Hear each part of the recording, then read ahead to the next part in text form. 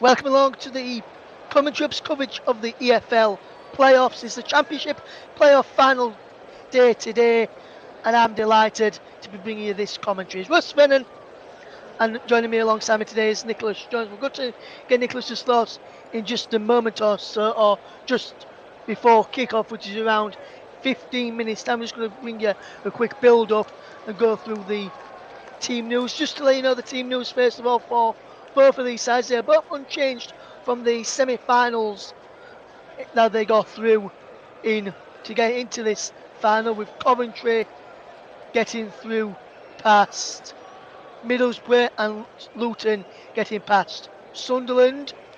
Coventry were back in the Premier League back in 2001. Luton were back in it in 1992. That was the last time they were back in it. We'll see what time they was back in it later on when we bring you this final to its conclusion today. We could have extra time, we could have penalties, and we could have plenty more goals that people will love to see. Mo Robbins just doing this pre-match media ahead of kick-off, and this one is going to be a very, very good one and a good afternoon that we are ready to see. We are joined, as I said, I'm joined by my esteemed colleague who is I would like to call him, I'm not sure if he'd call himself this, but I like to call him this, an EFL expert in Nicholas Jones, who's alongside me. A very good afternoon to you, Nicholas. Welcome back to the channel after a week or so away due to other commitments for yourself. Well, welcome back to, and good to have you alongside us for this final. Obviously you did Coventry in the semi-final second leg against Middlesbrough. What do you see from that team performance that should say they should get the job done this afternoon, Nicholas? And do you see Luton being a threat at all for Coventry City? Well, good afternoon, Russ. I have to say that Coventry's performance against Middlesbrough was nigh on unbelievable. They did the impossible after drawing 0-0 in the first leg. But the standout players for me on that match, in that game, I should say, were Gustavo Hamer and Victor Gyökeres, although Jamie Allen and Matt Godden played their parts well too. So I have to say that those three or four could well be the players that Luton should be worrying about. Yeah, and obviously, Nicholas, Gustavo Amos scored the goal which both Coventry's place at Wembley against Middlesbrough last time out. You saw that goal, and I've seen him back. It was a fantastic finish from him, a good play from Victor Gyökeres in the build-up to that play as well. What do you make to the partnership of Hamer and Gyökeres in the Coventry side? Because they seem to be linking up quite well and quite frequently in the last 2 or 3 matches that they've played, and that's going back to both legs of the semi-final and also the final regular match of the season. Do you think those two have formed a really good partnership? Oh, seamless, Russ. Absolutely seamless. They have been the two main men. They've been the two main men for Coventry. Yeah, and also, Nicholas, if you look at just on the Luton side of things briefly as well, Carlton Morris has done very, very well for Luton this season, scoring a number of goals, 20 goals in all in the league, all coming in the league as well. And then there's Elijah Adebayo, who's up front alongside him today. We'll go through the full team shortly, who scored 10 goals in all competitions, 7 in the league, 2 in the FA Cup, and 1 in the playoff game as well. Those two seem to be a good partnership as well, and if Luton are to go up, Nicholas, it's going to be down to the partnership of those two working very, very well, and then against this very good Coventry backline. Oh, indeed, yeah. Oh, indeed, yes. Elijah Adebayo. Elijah Adebayo. He scored one of the crucial goals in the playoffs. In the playoffs against Sunderland, and I have to say, when Luton won through against Sunderland, I was completely surprised because I didn't expect someone like Luton to go to take on a much fancier side like Sunderland, and to think that 10 years ago Luton were in what was then the conference only to win a season later and start their resurgence. Yes, obviously, Nicholas, we're going to go on to some more of the key battles in just a moment as well. But Pele and Panzo has impressed me this season when I've seen him play for Luton Town, and he looked good in the both legs of the playoff matches in bits that I saw in both of those. Have you been impressed with Mpanzo as well, and do you think he could be a key player in the Luton side as well? He could well be, and something that should be mentioned about Mpanzu is that if Luton goes up to the Premier League, he will likely be the first man to feature for the same team in all top 5 divisions. Yes, I was just about to say that when we mentioned about Pellerudic and Panzu. He's been with Luton, Nicholas, since November 2013, and as you've just put out there, he's played in the National League, League 2, League 1, now the Championship with Luton Town, and he is set for his 4th promotion as well, which is a very good achievement for a player who to stick with one club for such a long time and gets into an hopefully if Luton do go up, get into the Premier League, and it'll be a very good achievement for a player because you don't really see these much very more, Nicholas. A player sticking with the exact same team for the majority of his career or for large spells of his career. But Mpanzu has done that. He's been at Luton since 2013, as I've just said, but he's a quality player, and if he does go up, it'll be one hell of an achievement for not just for him, but for Luton Town as well. Indeed, it will be, and the only other player I can think of that has stuck with the same club for a good long while was a man called Andy King, and who was at Leicester City, and he was part of the team that won the Premier League all those years ago. He was actually with them back from when they were in League One, as time ticks nearer to the playoff finals. So it's over to you, Russ, to get proceedings going.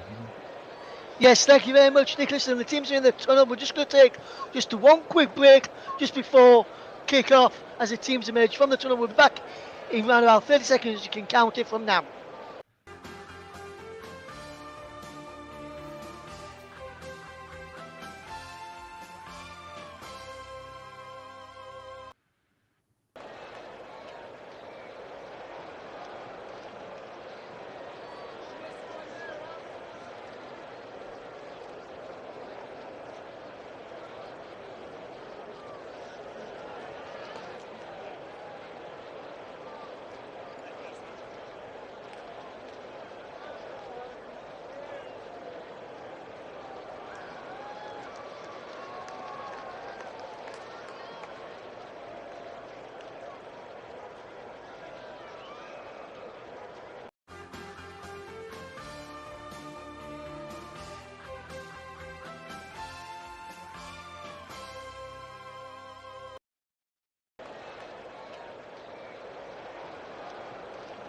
Welcome back to the Coventry's coverage of this Championship playoff final match, EFL Championship playoff final match. It's Coventry City against Luton Town. It's Russ Vernon and Nicholas Jones, the men guiding you along this afternoon for action. As we just see the members of the owners of the EFL and the sponsors of the EFL going down. The Luton team first of all, shaking hands. Lockyer going through each player individually and going down to the manager Rob Edwards, who just hugs the mascot. And now they go down the Coventry City side, which will be explained by Kelly as well. We'll go through the two sides in a moment for you and go through the match officials. As majority of these officials, from what I can see from the names that I've got that are down here, are all Premier League officials for taking charge of this game. And we've got a small matter as well of the three-letter word that people always love to hate. It is VAR. And we're going to go through that in just a moment. The players are still out there, we're going to get ready in a moment, but we're just going to have another brief chat quickly, as well as the national anthem rings around the stadium. Well, Nicholas, just looking ahead to this one then, Nicholas, how do you see this game going, and who do you think will come out on top? And do you reckon they'll be winning 90 minutes, or do you reckon it could be a long afternoon for myself and you? A game like this could go either way. Both sides look like they have a strong lineup each. But I have to say I have been really impressed with how Coventry have been over the in recent weeks, including the playoffs. I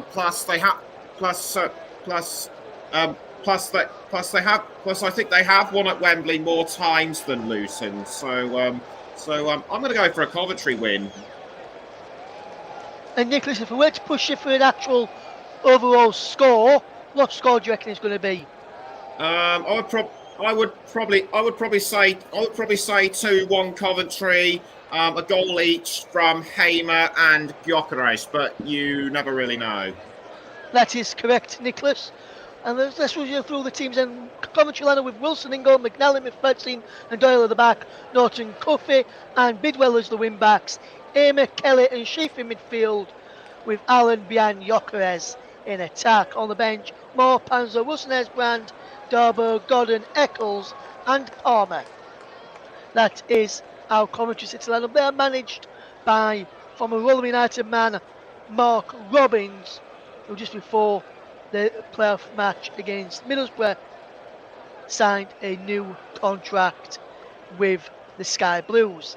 As for Luton Town, they line up with Ofaf in goal, O'Shea, Lockyer and Bell across the back, Drome and Doherty as the wing backs, Clark, Nakamba and Mpanzu in midfield, Adebayo and Morris lead the line. The bench is Shea, Potts, Berry, Berg, Campbell, Onyedinma and Taylor. The manager for Luton Town is Rob Edwards. He started the season with Watford, he ends the season with Luton and ends it in a playoff final. Will they be playing Championship football next season, Luton Town, or will Coventry City be in the Championship next season? Or what I think I will know is that one of these sides will be playing Premier League football next season and hosting the likes of Arsenal, Manchester City, Manchester United, Newcastle, Liverpool, amongst some of the big clubs this who's been up and around there this season. There is the match referee Michael Oliver from Northumberland, assisted by Stuart Burt and Lee Betts. Graham Scott is the fourth official for this game today. Mark Scholes is on the reserve assistant VAR duty.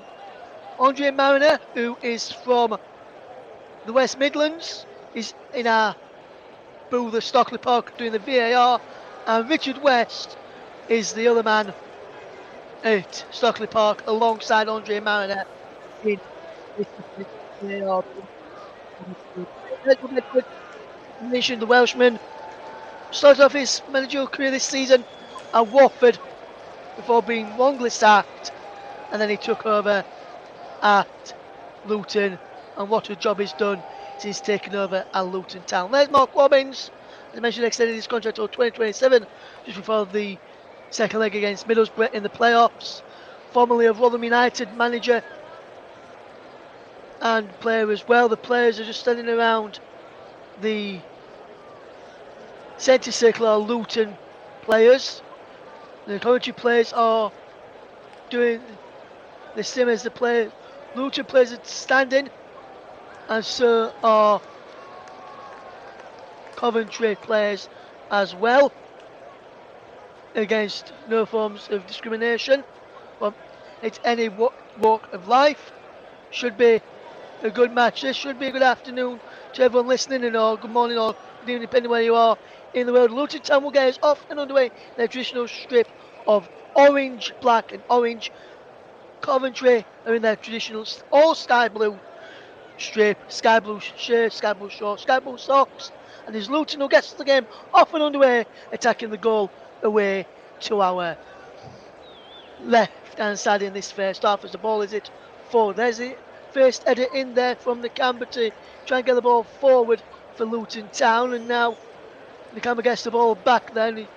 He's out wide on that far side to Cody Drama on loan from Leeds United. There's the first mention of Leeds United in this commentary this afternoon as Amari Bell picks up on this near side for Luton Town. He goes infield and has a run forward, and he thought to win a free kick there. No foul given against Liam Kelly, the Coventry City captain, and Brooke Norton-Cuffey, who started his season on loan with Rotherham United before making the switch to Coventry on loan from Arsenal, as he just gets robbed of possession there by Doherty.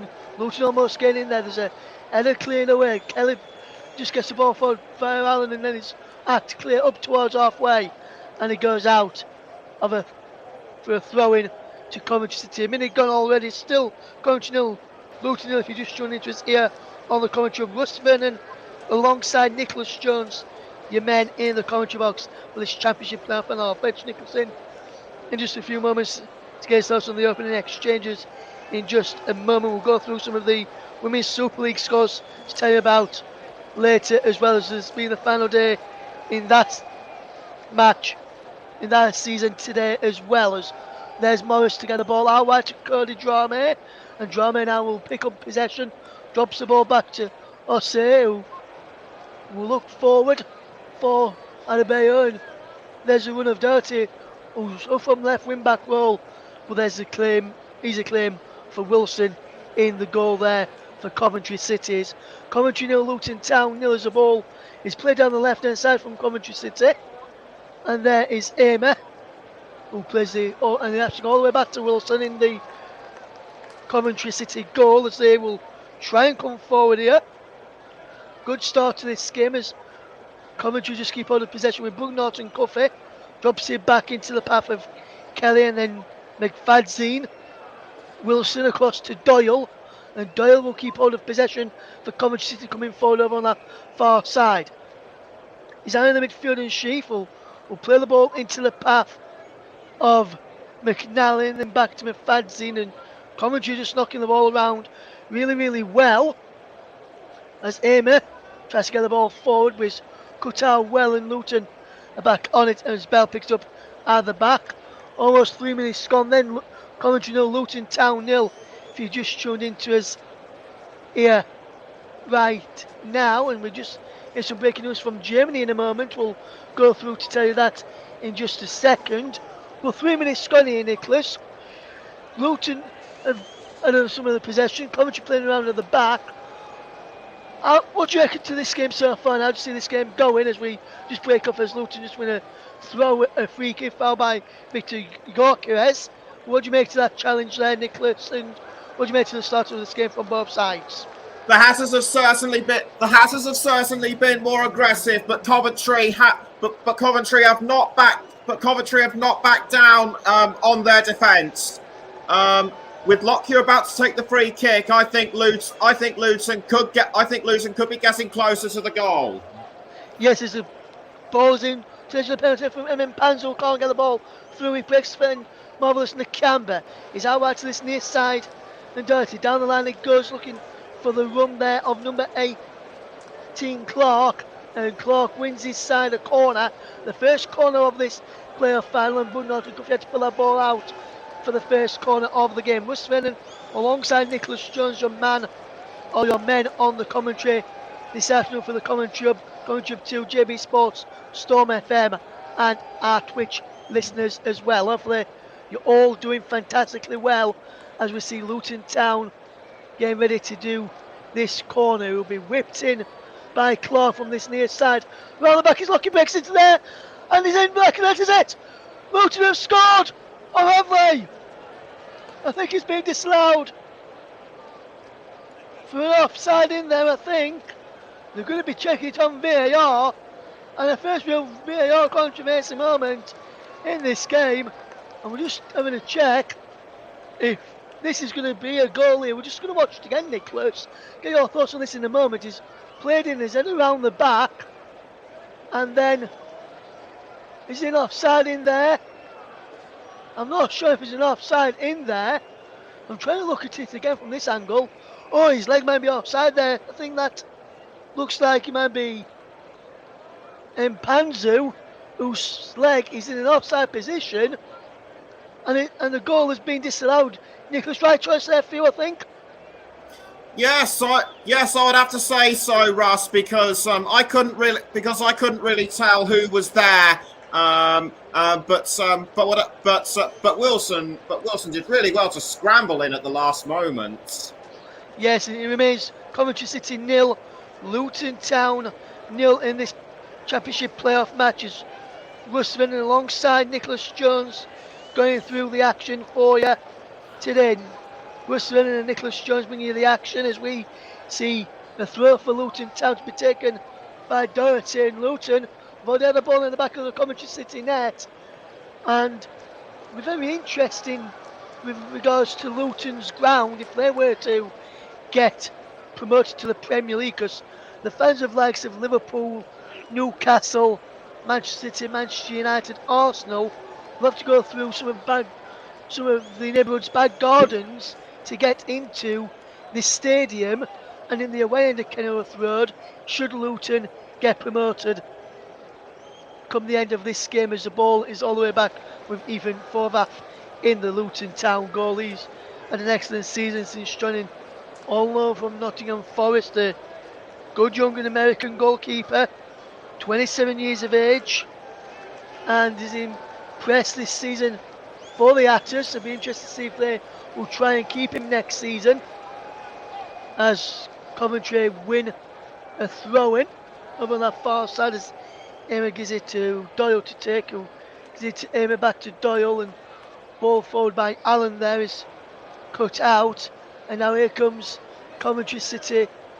Hold over the play well is Gokeres, who is fouled, is he, by Nakamba. The referee Michael Oliver says yes, the Northumberland official, and this Nakamba was penalised, the former Aston Villa man who has done well for Luton since joining the club.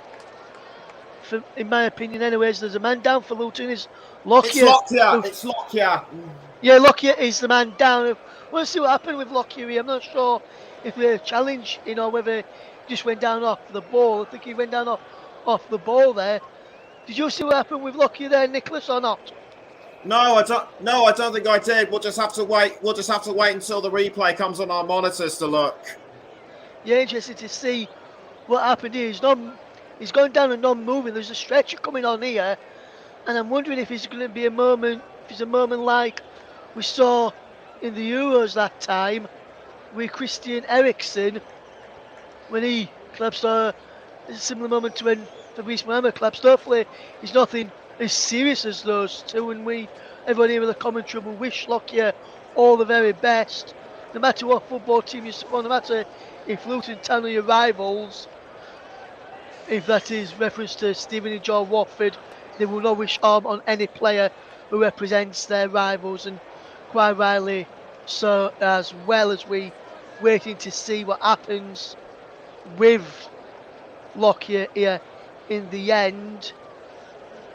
And it'd be interesting to see if he does have to be stretched off. I think he might have to, as there's a man warming up here on the touchline in front of us. Number 16 for Luton Town is just warming up here now, and it'd be interesting to see if Luton are to make an early change, Nick, how it will affect their shape, because so far Luton have started off really, really well. I'd be interested to see, if anything, if this changes the dynamic of how Luton will continue to play in this match for the in the end in this playoff game. I wonder, what do you reckon, Nicholas? Do you think something it could change the dynamics of the game should a situation or a substitution take place here?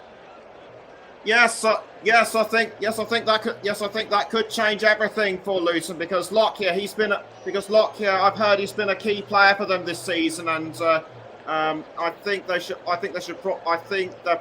probably will be a substitution.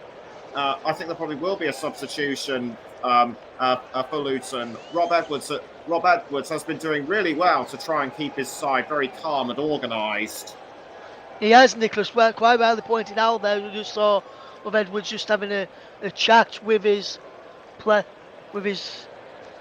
He was going to another with one of his coaching staff, and Edwards just come onto the pitch to just have a chat with some of his players, get some instructions in, and get feeling motivated to try and go on to win this for Lockyer. We've still not got back underway yet. He still remains down here, Tom Lockyer, the Luton captain, and if he has to go off, I wish him a very speedy recovery, as we see the players just getting back into positions now of the Luton persuasion and just jogging a bit there. Score to Moissanar that we can see just there. I'm interested to see there's there to just have a word with Michael Oliver, who's having a word with, I think he's having a word with the fourth official and the VAR team as well.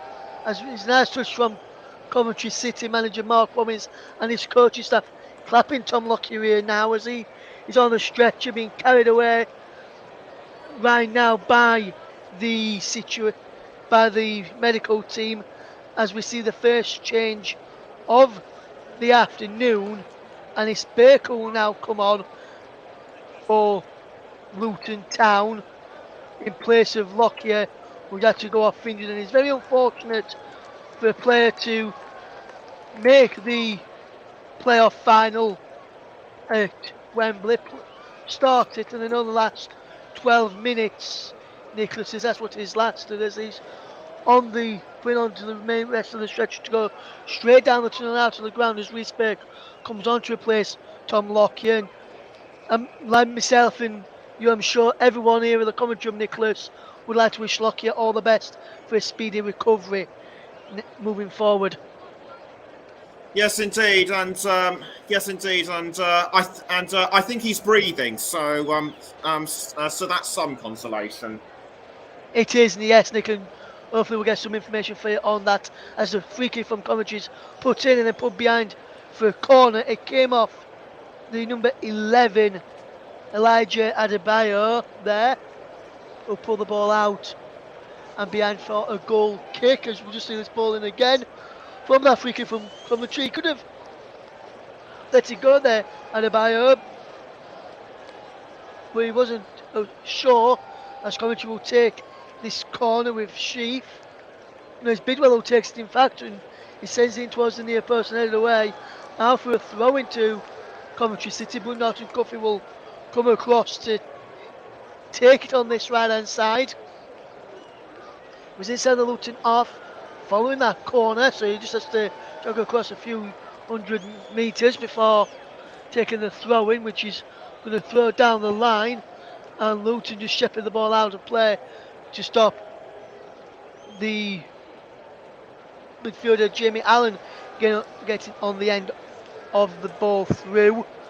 And we've almost played 14 minutes, not real much action happened in the past couple of minutes or so we'll keep you all updated with how the game goes on. We'll keep you updated as well with any news that we get on the Luton Town, on the Coventry City players.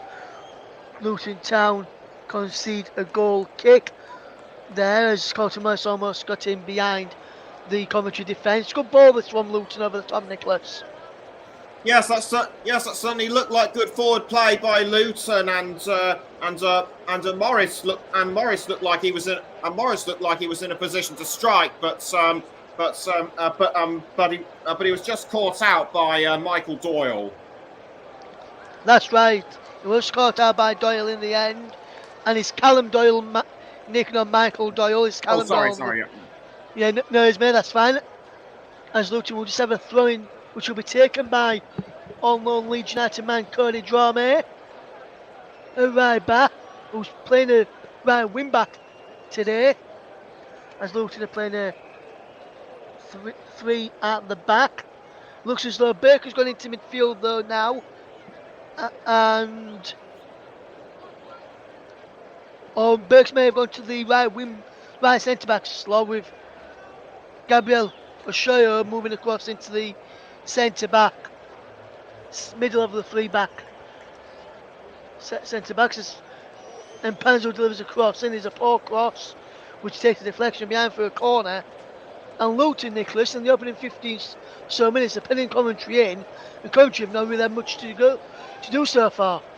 No, they haven't. No, they haven't. I have to say that the first half has kind of has so far been all Luton. Will this corner be the opening goal that Luton needs? I wonder, Nicholas, as the corner's going to be taken by Alfie Doherty over on that far side with his left foot in swinger, goes all the way underneath the goalkeeper, who comes out and claims it, and then clears it long does Wilson.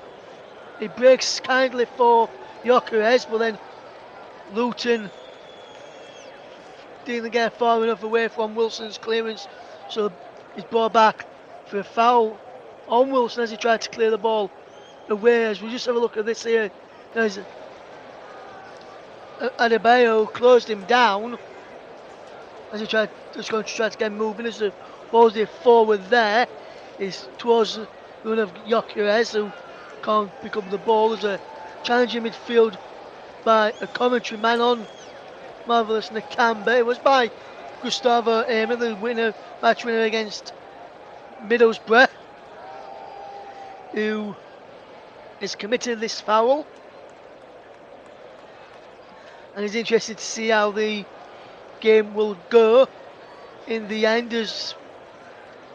And just remember that to the people that's listening, I have got a co-commentator alongside me today, Nicholas Jones. So Nicholas will be the one who will be picking the player of the match for us later. If you want to get your thoughts on the player of the match a little bit later on, you can do so. Tweet a Coventry Live 1, or you can get involved in the live comment section of the videos, either on YouTube, on the Coventry 2, JB Sports, Storm FM, or you can get involved on our Twitch channel as well. Is Coventry City 0, Luton Town 0. Coventry will line up a throw-in with Bruno Norton-Cuffy, who plays the ball inside to Allen, back to Norton-Cuffy, and now Kelly tries to get the ball away, and they lose out there to Coventry City, and Sheaf gets the ball forward to Bruno Norton-Cuffy this time. And the former Rotherham United Loney gets the ball into the path of Gyökeres, who loses out, and now Luton will try and get Adebayo away down this right hand side as he's going to defend. Luton's left as Adebayo just takes the ball away from the goalkeeper. Wilson is behind for a goal kick. And Nicholas, what do you make to the partnership of how it started with Adebayo and Morris? Do you think those two have caused Coventry any problems so far, or do you think there's been no real problems for Coventry? Well, there was that slight concern which led to the corner by Carlton Morris, but apart from that, I haven't really seen any major threats from those two yet. Do you think we could see a threat from those two, Nicholas, at some point in this game? Well, we just might. Yes, as Adebayo gets the ball across to Burke, who's on the right of the three-man defence now. Down the line is Mpanzu, and Mpanzu knocks the ball back. And this is good play, this, from Luton Town to keep hold of the ball and get a bit of feel to the Wembley pitch as well in the Coventry half. As Doherty has it on this near side. He cuts in Norton Cuffin delivers a ball in no one on the end of it from an orange and black persuasion. But then Drama keeps the ball in no one to give it to Coventry. We'll give it to Mpanzu, who's been told to get to his feet by Michael Oliver. And now Coventry will try and break away in possession here now. Coventry 0, Luton 0 as Mpanzu comes forward down the left hand side of Coventry's defence. Right hand side as Luton attack. It comes to Mpanzu to deliver across into us. Thomas, who takes it down, and there's a shot fired over. I think he takes deflection on the way through, so he's behind for a corner. Rob Edwards is getting his Luton fans up for this game, and Nicholas Jones, another good chance there for Luton. Yes, it certainly was a good chance for Luton, but good defending by Coventry. Indeed, Nicholas. Indeed, as Coventry were about to take this corner kick from this near side, as we look, he's in towards Colton Morris inside the penalty area. He's cleared away only as far as number 13, the Campbell, can get the ball forward in towards Bakels, challenging Doyle, and then Eli goes behind for a goal kick to Coventry City. 20 minutes gone then, Coventry 0, Luton 0, and you'll have to say that Rob Edwards' side is performing a really, really good job and are on the front foot at the moment. We're interested to see if we get any info on the injury to Tom Lockyer.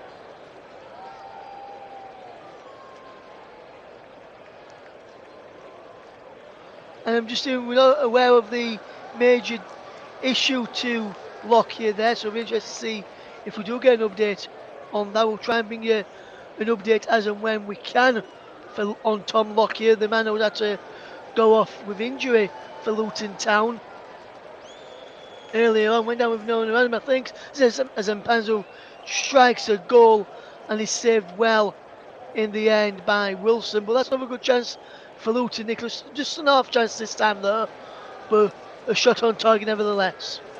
It certainly looked decent from Mpanzu, but Coventry should thank their lucky stars that Wilson was there when he was. Yes, there's a ball up towards Scott Quez, who can't keep winning in the battles as Emma gets the ball out wide for Coventry City as they try and come forward now, the Sky Blues. He's shooting towards Scott Quez in the back post, he's headed away, Norton Guffey trying to challenge for it. And now the ball up towards Allen on this near side as Allen will try and keep the ball in play. He's out for a throw into Luton Town, which Bell will look to take, it appears. You think Doughty was going to take it? Initially that was, but not according to the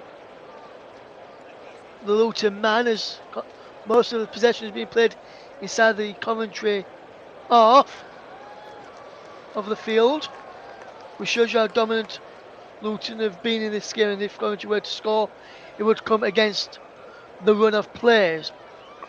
Luton just hit the ball forward looking for the run of Adebayo, who skips around one, and there is the ball in towards the penalty area, and a shot in, and Luton Town have scored.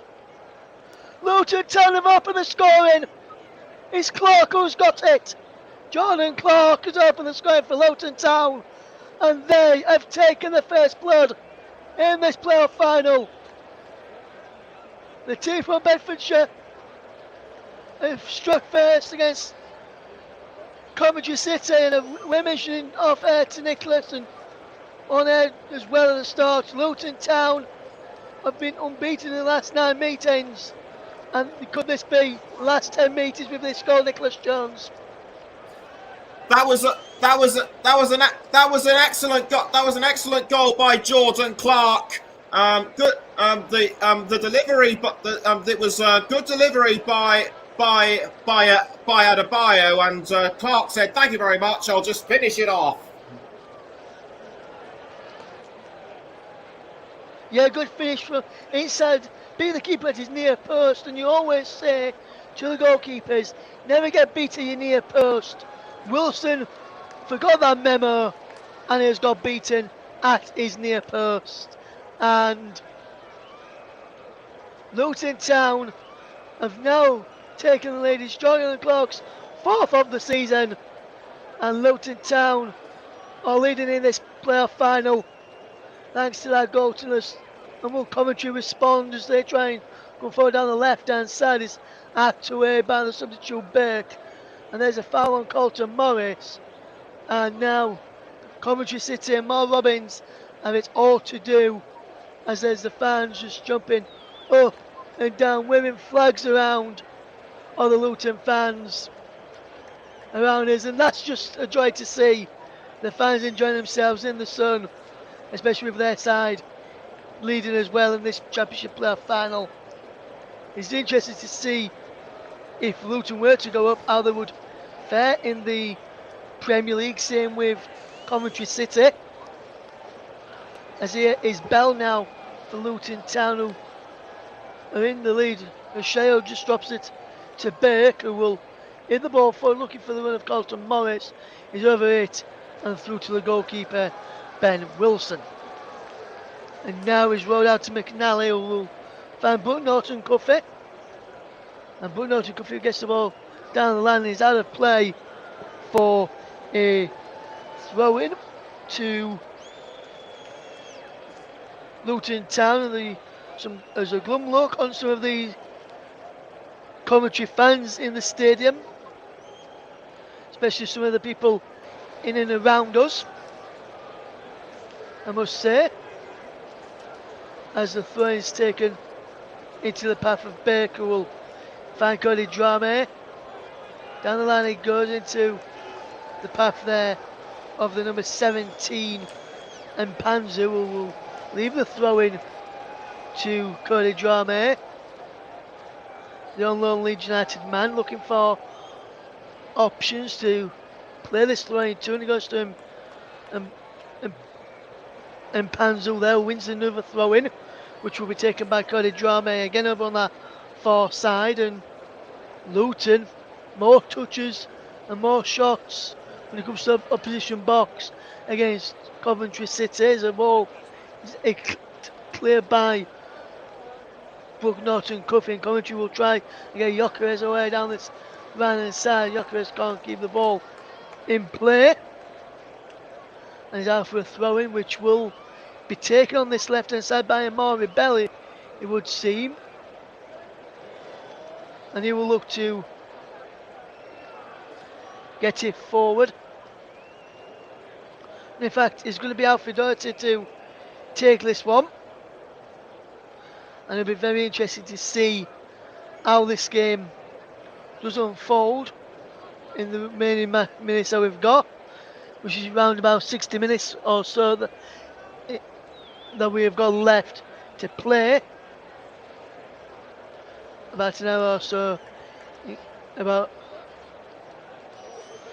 before we see how the game ends. Just a reminder that if Coventry City were to get a draw in this game, then we would have extra time. If we were to remain level after extra time, we'll have penalties. I'll tell you about how extra time works towards the back end of the second half, in case we get that far. Because if I tell you now we may not need it, you'll probably forget by the time we come towards the end of the programme. So it's always good to tell them afterwards. As we see the ball played forward, and now Luton Town will try and attack down there, runners on the left hand side with Clark, who will switch the play well into a better. Note it down, and Morris is there, shot, and the ball just wide. And Luton Town almost going for a second just before the half-hour mark. And Luton Town now, Nicholas, are rampant and are almost running away with this one. Yes, they certainly are. That was really scrappy defending by Coventry. It's just Adebayo was just unfortunate that he couldn't take advantage. Yeah, I think what happened there, Nicholas, is he tried to go with it on the volley. For the waited and let it bounce, might have had a better chance there. Would have been Adebayo, but a good effort from Colton Morris first to force that chance for Adebayo.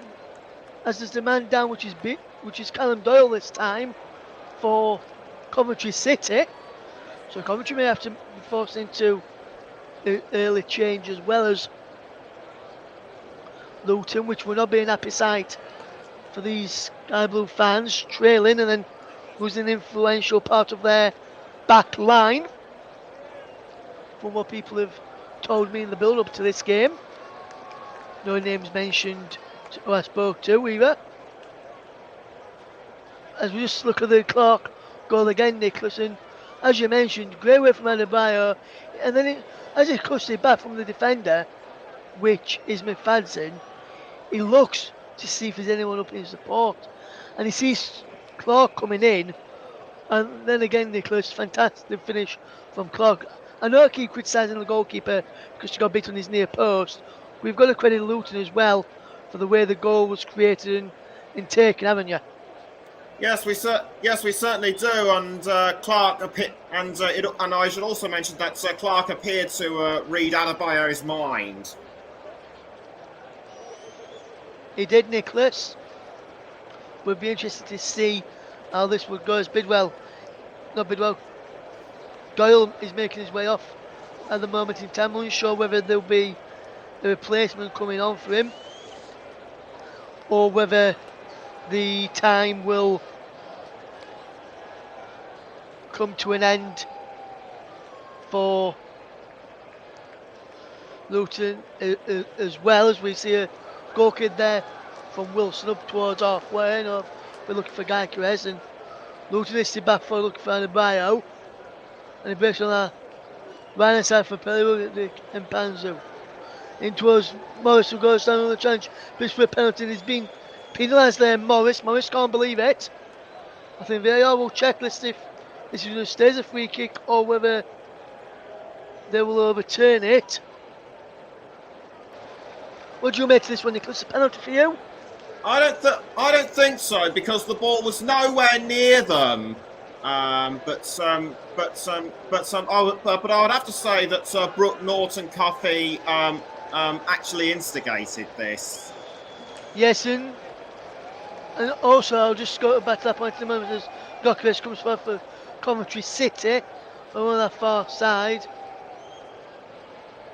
And he's back down the line. He goes from Coventry City to Sheaf, who will try and keep the ball moving forward. There's Kelly backwards. It goes to McFadden. McFadden gets the ball forward, and Coventry will try and keep the ball moving and ticking along as we watch the game unfold. Ball chipped forward down the line. It goes. It breaks for Bell to watch back to his goalkeeper. And off half picks up possession.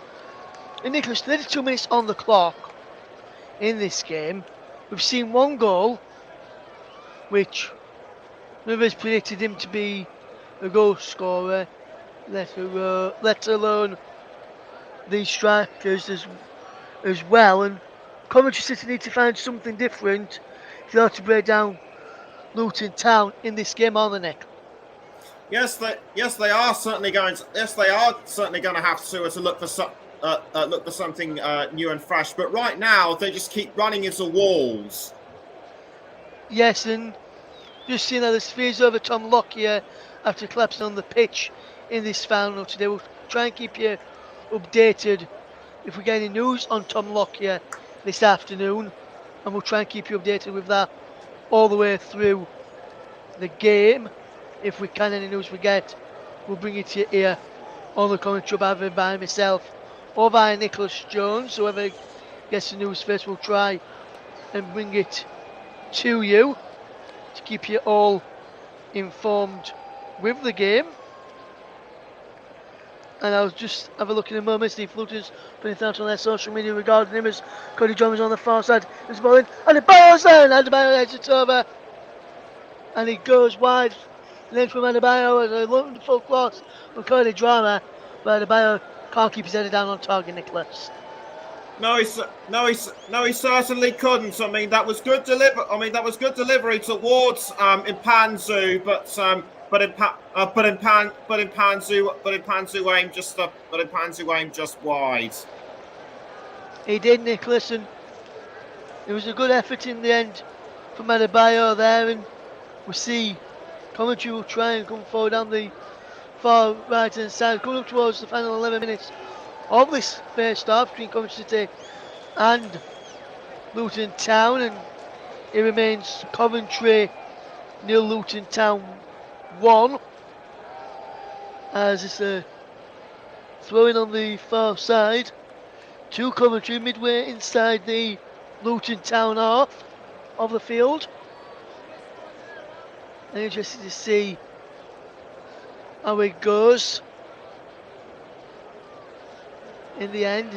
That's a poor ball in the end from Kelly. No, Kelly was him actually. He's out straight out for a throw in as he tries to pick out Norton Cuffey. Norton Cuffey will get the ball forward. There is Amy, who will try and keep hold of possession and get the ball moving forward for Luton Town, as Allen just does well to keep hold of possession. There's the ball from Smith there for Luke, trying to get the ball forward. And then it was Sheaf, not Smith. I do apologise. And Coventry will try and come forward. Coventry, Nicholas, haven't touched the ball in the opposition box just yet. They need to excuse me, get the ball forward a bit more to Gyökeres and Alan, who's their most advanced players, I would have to say. Let's see what you think about that in a moment, as Gyökeres can't keep on the ball, as Burke will come away with it towards Adebayo. He's out of play for a throw to Luton. Don't you think the ball more towards the likes of Gyökeres, Allen, and players like that? Nicholson try and play off the second balls up, with Gyökeres being able to hold the play well. No touches in the opposite box are a very worrying sign for Coventry. That they're doing all they can, but Luton are just proving a mobile barrier to them. Yes, and I know one of the members who listens to the channel and is a big Coventry City fan, so good luck to Coventry today for them. And I believe that's your father, Nicholas, who's a Coventry fan, and we'll get on to him in a moment as he comes Bundock to Cuffy for the Sky Blues down the right side, as Notch Cuffy just loses out. Then he tries bounce back and wins the ball back, and then loses out again. Does the Arsenal loanee, and Claude gets it back to his goalkeeper. And Nick, do you reckon Coventry will get promoted? And am I right in thinking your dad is the team that is your dad's team, Coventry? And then do you think it'll be Luton who'll get promoted, or would you reckon it'll be Coventry at the end of this game from what you've seen in the opening 37 minutes? I may have to start eating my words soon, because Luton appear to be the stronger side at the minute. Yeah, the Bayo tried to get him behind as he's out for a throw-in to Luton Town, who will look to try and get the team moving forward, as Luton will try and attack. It's a good bit of playing towards the penalty. He's there for Morris, who can't keep it under a spell or get a clean strike on target, and he runs through to the goalkeeper, and then as the ball's if forward, he bounces over the head of everybody and straight into the grateful arms of the goalkeeper, Arfaf, there as well. As we'll see the chance again for Luton Town striker there, Morris, who may get another chance here as Adebayo plays the ball well for Mpanzu to hit it. Mpanzu's shot is blocked as he tries to clear the ball away, as Luton Town just keeping the ball, and he's gone out to play for Coventry City. The heat is very, very warm today. Up and down the country it seems just a very nice warm afternoon of football action in the Championship playoff, as they try and come forward as they've got it over on that far side. And now here comes Coventry down the far side really, really well, as Bidwell tries to come forward for the Sky Blues, as he looks to try and cause a few problems. There's Pellywoodick and Panzo scored in 4 different divisions for Luton. Be open to scoring 5 different divisions if they can hold on or even extend their lead here against Coventry City in the playoff final. And he's out of play for a throw-in to Coventry City, who will try and get their side in front and back into this game before half time. Going towards the final 5 minutes of the first half. It remains Coventry 0, Luton Town 1. If you're just joining us here on the commentary hub as we take a look at this move for Tottenham, Luton over on that far side, should I say. I've got Tottenham on my brain because that's submitted to see Leeds against Tottenham tomorrow.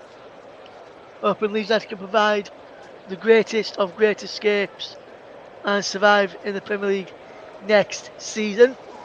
Highly unlikely, but never say never, and it's not over till the fat lady starts singing, is another saying as well. As we just see this ball coming forward here by Burke, who sends it forward right footed down the line, looking for the run of Morris, who can't go on any of this. He's ended up into the air, and now there's the challenge, and Nakamba gets away from his man. And Morris Nakamba's got the ball out wide to Lockie. Lockie is celebrating. Lockie goes for goal, and it's 2! Or is it 2? The offside flag is up, it's been disallowed. The goal's been disallowed, I think. The rule checked on VAR. I'm sure of it. The check every goes. And why is this disallowed? Oh, that's why. No chance, no checking on VAR in the end.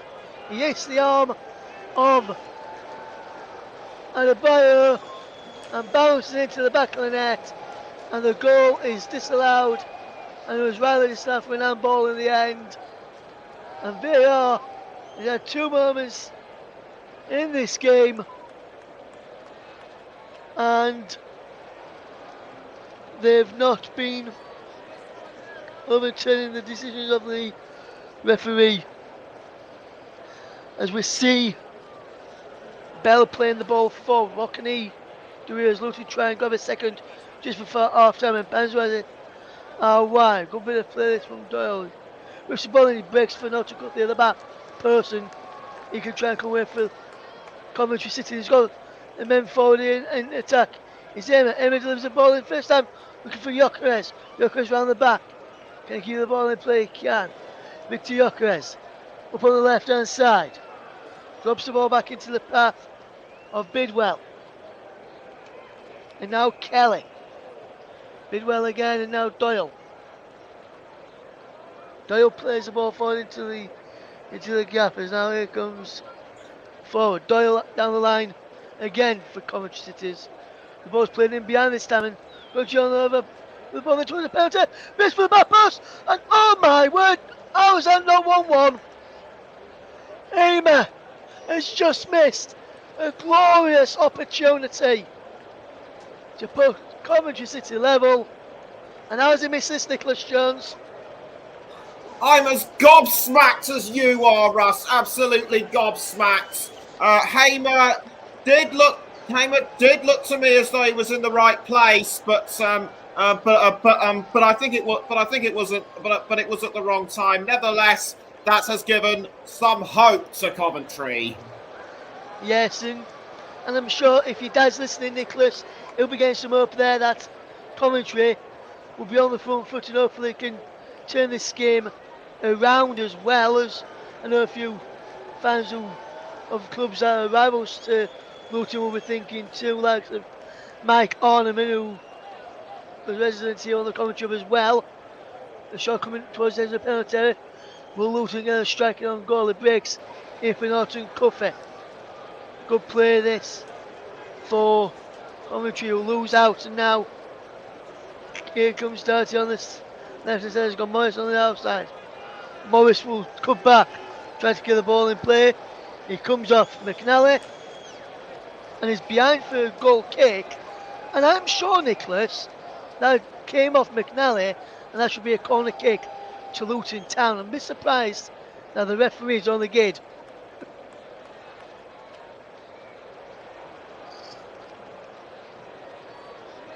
Are you surprised he's going to go kick there, Nick?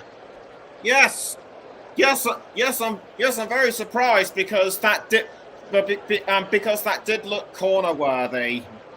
Yes, and I'm surprised not many of the Luton players were complaining either there, Nicholas. So they must have didn't complain. I don't think the player who was penalised complained for too long, or if at all, as Adebayo just wins the ball well and Emma back at him to win Coventry a throw in. Coming up towards the end of this final 10 seconds of this first half, then Nicholas. Luton lead by a goal to nil thanks to Jordan Clark's goal in this game after just 23 minutes. But Nicholas, what have you made to the first half overall as we go into, as we get ready to tell you, 8 additional minutes? We'll come to your thoughts on the first half in a second as Burke just clears up towards halfway and then Drama just knocks the ball back to Ovaf inside the Luton penalty area. But Nicholas, your thoughts on the overall first half? All Luton, Russ. All Luton. Coventry until just a couple of minutes ago haven't really done anything to respond. That is absolutely correct, Nicholas. As here comes Norton Cuffy for Coventry City's over on that far side. Emerscombe get their Drama intercepts and clears the ball away. The referee, I think, has brought it back for the first foul on Bun Norton Cuffy, which was by Morris there. Is it? Or is it by the second by Morris? Or is it by that one from the Camber? He could have given 3 decisions there of fouls, and each one would have been correct. But I think in the end he's penalised Marvellous Nakamba as the ball's chipped in towards the penalty area, just cleared away, headed down the line, and there is the path of Luton Town to try and come forward with possession. And it remains Coventry 0, Luton 1 as the Luton man down as Mpanzo just plays on with possession. It breaks into the path there of Bell, who can play the ball over the top, looking for the run of Adebayo, who can't keep the ball in play there as he tries to come forward. And Bell is penalised there for a foul, and I'm surprised by that. I'll show that got penalised there for a foul. And if I just have a look at this one again, then I'll get Nicholas' thoughts in a moment.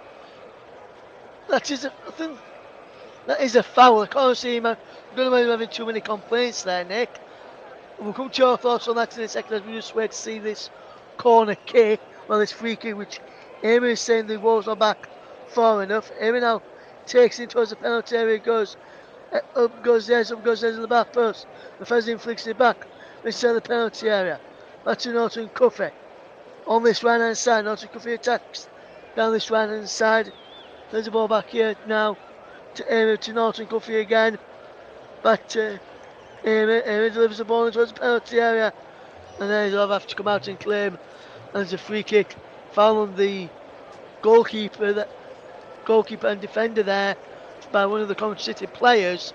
Well, Nicholas Jones, your thoughts on that free kick? Was it a free kick for you? It didn't look like a decent enough free kick. It didn't look like a decent enough free kick to me, and what's just happened what's just happened to us, a poor Ethan Horvath. It was also unfortunate that Burt got involved as well.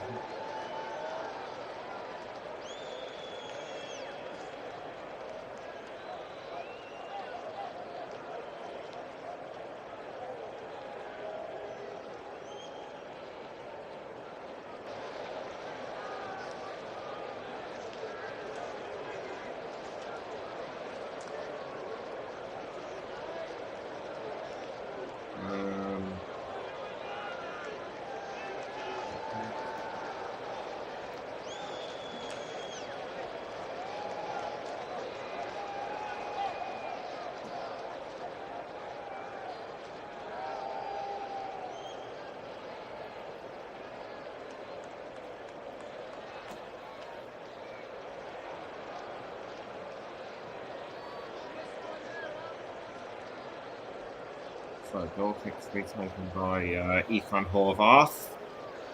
I'm back. So we had a few technical problems there. I'm now back as here comes Panzo for Luton Town. Sorry about the loss of technicalities with my end. Just forgot just for a moment. There's Coventry win a throw and just saw a shot of the Barnsley squad a few moments ago as we are underway now with Mirza ball is played forward there brilliantly down the line. It goes and the Gabriel Asoro just shepherded the ball out for a goal kick to cover to Luton Town end towards the end of the first half. On Monday we'll have the League One playoff final with Nicholas and myself doing roles reverse on Monday, with Nicholas being the co-commentator, main commentator, saying myself co-commentators. The ball is up towards halfway. There's Panzo to flick the ball on for Luton Town, and then Coventry trying to get Gyökeres away. And Shale up against Gyökeres, and Shale just gets the ball clear for Luton Town. And now here come Coventry again with Norton Cuffy. They try and come forward down their right hand side this time after trying down the left. I haven't tried down the right. A bit more of a joy, and they've won a throw in there. And good play in the end by Luton Town to stop that Coventry attack. We've played just over 6 minutes of first half stoppage time, so less than 2 minutes to go as the ball is played down this line on the side. Is out of play for a throw-in to be taken by Norton Cuff. Is a throw-in to Coventry City, and interested to see how the game unfolds in the second half as Norton Cuff just takes it inside there well, and Coventry will try and finish the game stronger as Emma has possession. Good play this from Emma to Sheaf. Sheaf will now look up to Emma. Good play out wide. And Luton under a bit of pressure at the moment, trying to get out of their own final third quadrant, and they've done so really, really well. And going in favour of field now as Adebayo tries to chase this. It breaks on halfway for Kelly to play out wide to this left hand side, and Doyle. And now here comes the good play from Sheaf. The ball forward. Bell is intercepted and chips the ball forward. Looking for Adebayo, who's in behind. Adebayo's onside. Pierce offside against him, nothing given. Adebayo inside the penalty area, still going. Adebayo goes outside the penalty area, no. Penalty given. I think there was a foul in there, or offside in there anyway. As it remains Coventry 0, Luton Town 1 here in the end. As now here comes Luton on possession. With Doherty to keep out of the ball, and Doherty coming forward in towards the penalty area. Morris is there to keep out of the ball for Luton Town. Coventry batting back to get the ball up, clearing up towards Gyökeres, who can try and get one last attack for Coventry City before the half-time break. And he's back with the goalkeeper Horvath, who's between the six for Luton Town. Today the half-time whistle will be sounding around less than 30, in about 30 seconds or less. Now, as the ball is played forward, looking for the win of Aimer. Aimer holds up well, keeps the ball in play just about, and it's on that far side. He does well there as the ball will try and come in towards the penalty area. Shot is given away as Luton win the ball back as we into the final 5 seconds of the first half. As there goes the half-time whistle at the end of the first period. And it's Coventry City who trail in this game. It was 1-0 to Luton Town thanks to Jordan Clark's goal on 23 minutes. Lockyer went off after 12. Reese coming from, and he's looked okay in that first half. When it's played, be interested to see how the second half unfolds after the half-time interval. And We're now just going to take a quick break, and we'll come back 5 minutes before the start of the second half to see if Coventry City can get back into it and Marlon Nicholas's overall thoughts on that first half coverage. Join us again shortly as we leave you with the all-time score of Coventry City 0, Luton Town 1.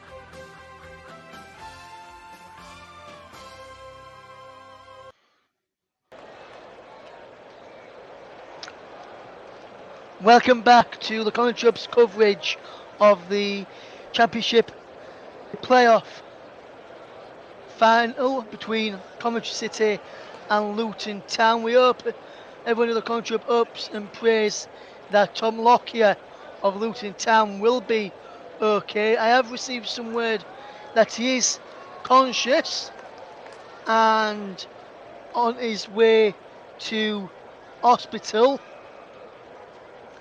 and his parents went down to see him, to be with him, as his parents was in the stands here, well, I should say at Wembley Stadium. I've just seen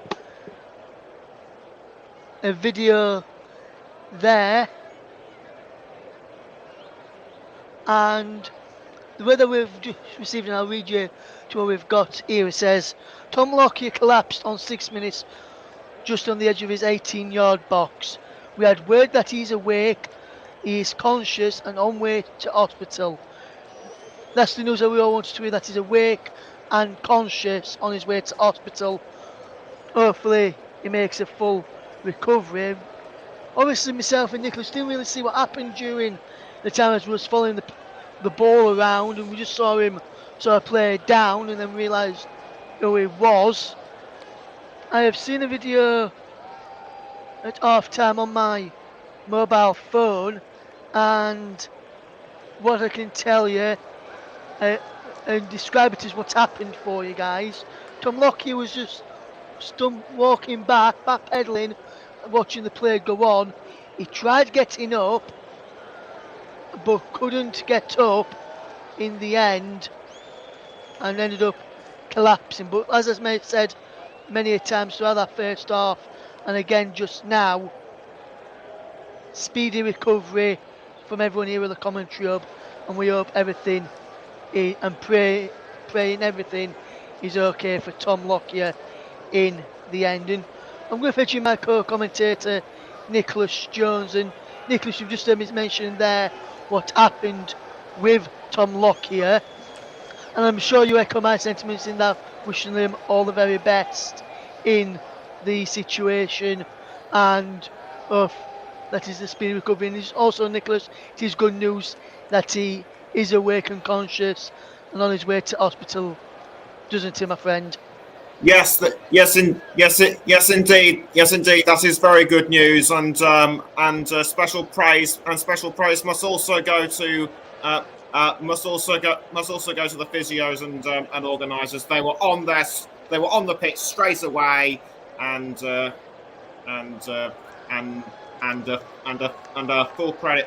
full credit must go to them for being able to sort the situation out. Absolutely, Nicholas. Absolutely, my friend. We'll go back to talking about the football in a second, but let's just look at the WSL scores that took place in the final matches of the season in the WSL. Arsenal 0, Aston Villa 2, Brighton 0, Leicester City 1, Liverpool 0, Manchester United 1. And if that result meant if Chelsea failed to win, Reading, the Manchester United would be champions. So we'll tell you if Man United are champions of the WSL.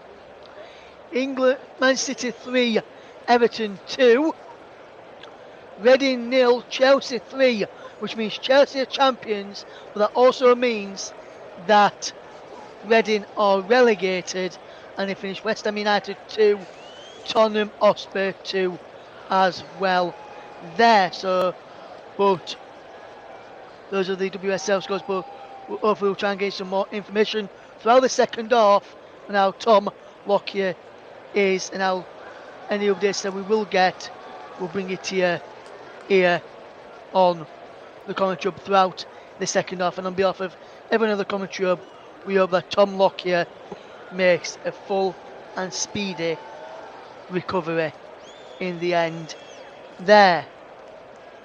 As we get ready for the start of the second half, Nicholas, what do you want to see more of from Coventry City in the second half if they are to get back into this game? Because Coventry didn't control that first half, despite They need to start attacking more up front. Plus I think they also need to get on. Plus I think they also need to get on Matty Godden and Casey Palmer. What about from a Luton's perspective, as it looks like Matty Godden is about to come on, Nicholas? We'll go through that change in a moment. Go through that change right now for you as Matty Godden is coming on and going off his number 8, Jamie Allen, at the break for Coventry City. But what do you reckon Luton need to do in the second half, Nick, to get back into this game? Or should I say keeping the lead? I would have to say, part of me thinks keep on playing the way they are, but also put Morris and Adebayo up front a bit more, so that they can slow Coventry down just that bit more. Yes, absolutely, Nicholas, absolutely, my friend. As we just get the confirmation again of that change for Coventry City, as Matt Godden is come on for Coventry City at half time in place of Jamie Allen. No more changes, it looks like, for Luton Town, who were forced to make a change in that first half with the injury to Tom Lockyer. And the latest that we've heard is that Tom Lockyer, and I'll just reiterate the latest that we've heard regarding Tom Lockyer, which says Tom Lockyer collapsed on the 6th minute, just on the edge of his 18-yard box. We had word that he is awake and conscious on his way to hospital. The news we all wanted to hear, wishing him a speedy recovery as we get ready for the start of the second half. And everyone here at the commentary wish him all the very best for a speedy recovery. And just update as well, is now in hospital and conscious, Tom Lockyer. A speedy recovery. That's great to see and great news. The second half is underway here now in the game between Coventry City and Luton Town. Played 26 seconds of the second half, and we'll go through that for you in just a second or so, just to tell you the two sides in a moment. As Luton just have a thrown over on that far side to be taken by Doherty, or will Doherty leave it? And there's a free kick which will be taken by Doherty over on that far side. It looked like it was a throw in at first, it looked like it was lining one up as McNally goes into look for a foul over on that far side.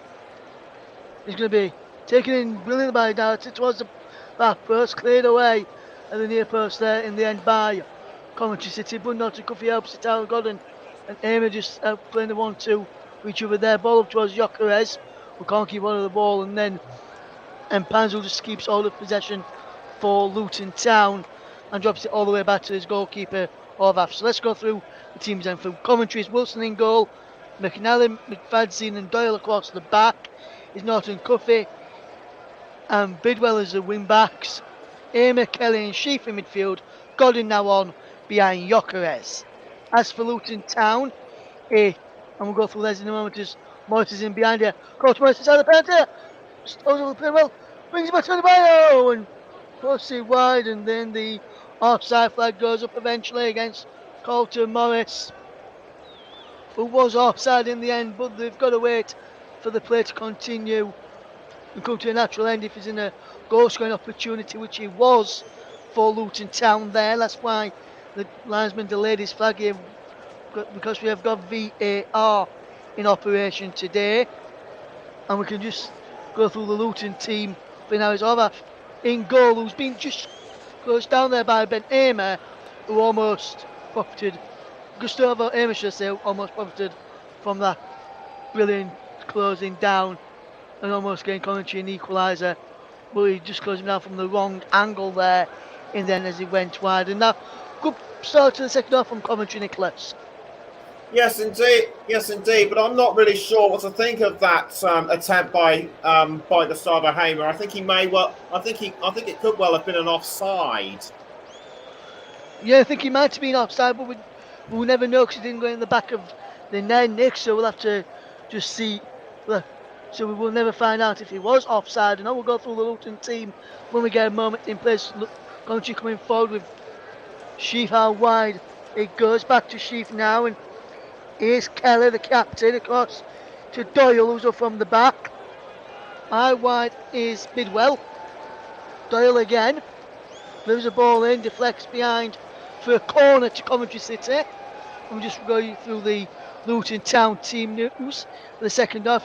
Oraf in goal, O'Shea, Burke, Bell, the three-man defence, Strome and Dirty, the wing-backs, Clark, the goal scorer, Nikamban and Panzu, behind Morris and Adebayo as well. Burke came on for the injured Tom Lockyer in the first half. Interesting to see how the second half opposite is buzzing towards the penalty from the corner from Emma. It was from near post, he's put behind it. Yes, but only for a goal kick. But Coventry City, Nicholas there, defended really well to stop Luton doubling their advantage at the start of the second half. Yes, that was yes. It was actually Luton who defended from that Coventry corner, but Coventry are certainly back on the up. They are, yes, Nick, as the goal kick from Wilson will take it. Orvath will take it there as they try to clear away. It comes towards Gorkres, who's in behind it. And Yorkres, he breaks his hand penalty, no place for Coventry City striker in there. Yorkres or Gordon is now placed for Norton Cuffy. And Norton Cuffy gets the ball into Gordon. And now Coventry on the front foot here now. Good play this from Coventry City out wide. It goes, they play the ball well, they can't. And he runs out of play there from Sheep's pass. Looking for Norton Cuffy behind for a goal kick. But Coventry City, starting the second half, much better than what they played in the entire first half, Nicholas. Yes, indeed, and I am in just complete disbelief that Gyökeres was just so far behind the ball. Had he actually gotten a foot to it, that could well have been the equaliser for the Sky Blues. Yes, can they get an equaliser now as it breaks in towards the penalty area for them? Was hacked away by Bell, and Burke was there to hack it clear as well as Coventry tried coming forward. There's a ball over the top there from Gordon, and can't pick out. No, by Sheaf looking for Norton Cuffy, who can't pick him out. Behind for a goal kick to Luton, and this has been a frantic start to the second half. Reminder of the referee is Michael Oliver from Northumberland, assisted by Stuart Bird and Lee Betts. Graham Scott is the fourth official. Moscow is the reserve assistant referee. Andre Mariner from West Midlands and Richard West are on the VAR duty today, as we have VAR in every single one of these playoff finals taking place at the home of football, Wembley Stadium.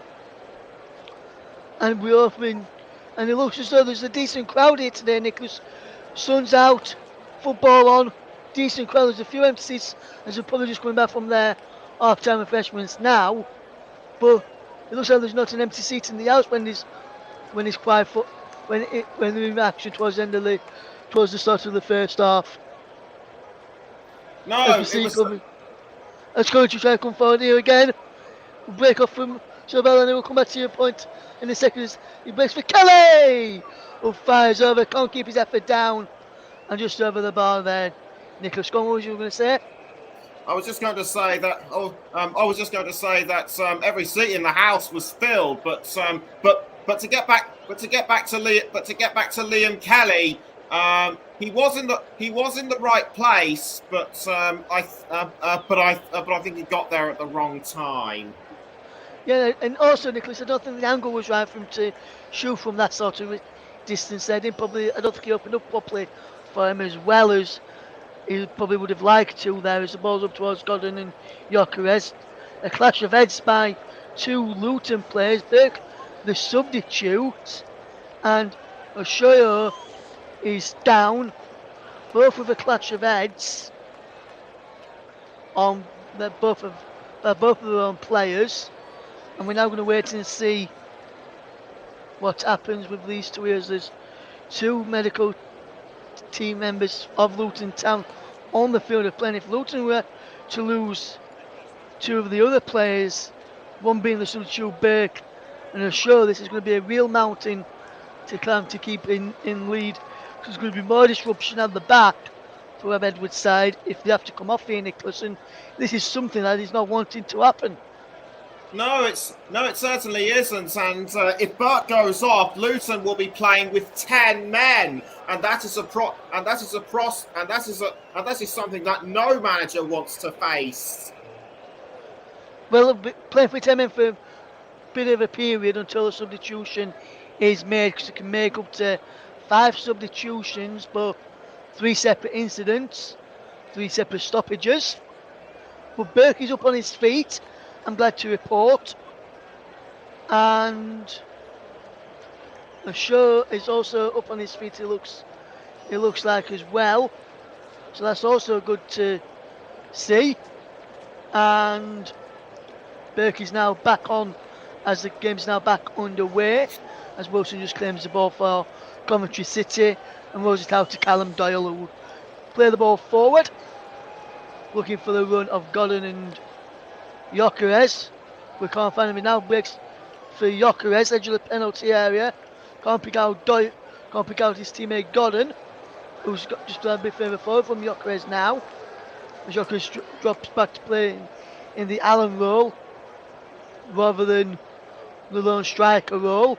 He's now playing in the number 10, and he's still going there. Victor Gyökeres, who can't keep hold of possession, who now breaks it for Doyle, who chests it down well, and now Kelly gets the ball back, and Luton Town got back in shape there well to try and fetch the ball away. We played up, and we played coming up towards 10 minutes of the second half.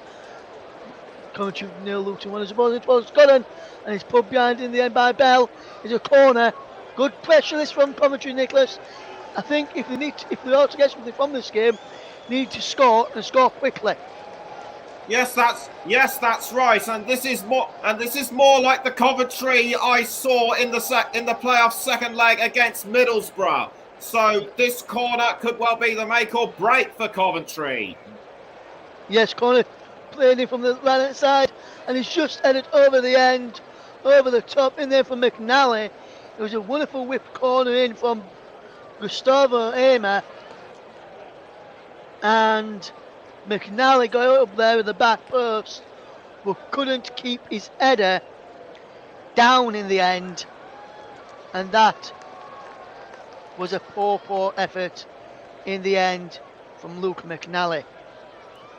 And it's interesting to see, Nicholas, how the game goes from this point on, and whether, because the more Coventry keep coming out to attack Luton, he's just going to leave spaces for Luton to go on counter-attacks and get in behind, because as long as it remains 1-0, Coventry need to come out, which will give Luton more chances to get in behind and extend the lead to maybe 2-3, could even be 4-0 with the gaps when the gap starts opening up. Yes, that's right. I mean, Coventry have started attacking recently, but they need to judge this one carefully. Otherwise, like you say, Luton could well extend their lead. Yes, there's the ball forward there from Carlton Morris, looking for Elijah Adebayo. We can't pick him out, and he runs out for a throw-in, which will be taken by Calvin Fadzine, who will get the ball back probably to Ben Wilson. No, in fact, he leaves it for Bidwell to take the throw-in, in fact. And Bidwell throws it towards Godden and Gyökeres. With Luton get the ball back, here's Burke, who just went down after a clash a few moments ago. Burke up again with Godden this time, and his Burke comes away with possession for his side. And that's back with Horvath. Ethan Horvath, who just clears right-footed downfield, looking for the run of Morrison Adebayo, and it breaks into circle from Nakamba on to Cody Drame, on loan from Leeds United, this scored a drama, and Panzer looking for his 4th promotion. National League to League 2, League 2 to League 1, League 1 to the Championship. Now could it be Championship to the Premier League come the end of this season? As we see Coventry City against Luton Town. 58 minutes on the clock. Coventry City 0, Luton Town 1. As Ethan Horvath just clears the ball downfield. He's headed away, and now it's Norton Cuffield fetches ball forward. Aims it back out wide to Norton Cuffield. Can't keep the ball in play. It runs out for a throw-in. And Nicholas, Coventry started well in the second half, as we've said already, but there's been no real urgency in the play from Coventry when they've got possession. The fetch got in on him, but they've not really got him into the game much. Who else do you think they could fetch on to try and get him back into this game and try and give him a bit of a spark, if you like, to start turning up the gear and turn and getting on to go and get the back into this game and potentially go on to win it in the end? Well, they need to start showing more aggression. I fear part of Coventry might be being a bit too tactical. Yes, as McNally and Mafazin commits a foul. It was a combination of both. Mafazin was the one which was penalised on foul on Adebayo. Elijah Adebayo there was the man who was fouled. Just to remind you, Nicholas, in round about, well, I'd say around about 25 minutes or so, I'll be asking for your player of the match, so be getting your thinking cap on very, very shortly, my friend, as this free kick will be taken by Baker on that far side, and Baker leaves the ball in round the back, is Morris, and he heads it just wide and behind, or is it, and he goes, comes off Morris, fouled by Morris in the end. There, Morris says me, the referee Andre Michael Over says yes, as he fouled his man, and the free kick was taken, and the ball is with Coventry City. An hour gone then, Coventry City 0, Luton Town 1 in this Championship playoff final. We could end up having extra time, we could end up having penalties, but that will only be the case if Coventry equalise. If Luton do not hold out, we will have extra time. If Luton manage to hold out, they'll be back in the Premier League for the first time since 1992. And we'll tell you some history about that year a little bit later on as well, all thanks to my wonderful co-commentator Nicholas Jones, who researched and provided me with that. So Nicholas will give you Nicholas should hopefully have one of his own later as well, which will hopefully be able to come on to. And Luton just commit a foul there on Kelly, and Kelly wins this side a free kick. Rob Edwards has done a remarkable job since turning up at Kenilworth Road, and it'd be interesting to see, because it was at Watford at the start of the season, you may remember, and Watford said it wasn't good enough to be a Championship manager. They'll do with every other manager they've got. And if he goes on to get Luton Town promoted here, he can prove them and say, he can say to Watford, this is what you missed out on. You can, mate.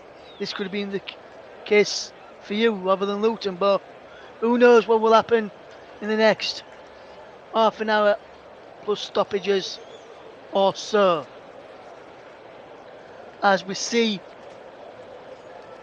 Luton Town gaining their shape to stop Coventry from getting forward. As is Callum Doyle coming forward for Coventry, and Callum Doyle goes for goal from long range out and just over the bar there. And Nicholas, I think it was the wrong execution and wasn't the right long distance out to get a clean strike on goal there from Doyle. Would you agree? Absolutely right. You're absolutely right, Russ. There was no way that this was going to go in. Doyle was too far back. He should have passed to somebody up front, and as a result, Coventry still trail Luton by a goal to nil. Yes, as Ovaf just clears the ball forward and it's headed away there as Luton just win the ball in the midfield. And now Mpanzu and the number 18 Clark tries to get forward for Luton. And now he's out wide. Vidarti who can't keep the ball in play. Godwin's there. And Godwin will want to this line quickly. Norton Cuffy will take it instead. He throws it towards Emma. Emma gets the ball forward, looking for the run of Godwin down the right hand channel. Godwin puts Dirty under pressure. Godwin intercepts from him and we can't keep the ball in play. Godwin and the Coventry fans in that corner of the ground have turned around and said it shouldn't have been a Luton throw-in.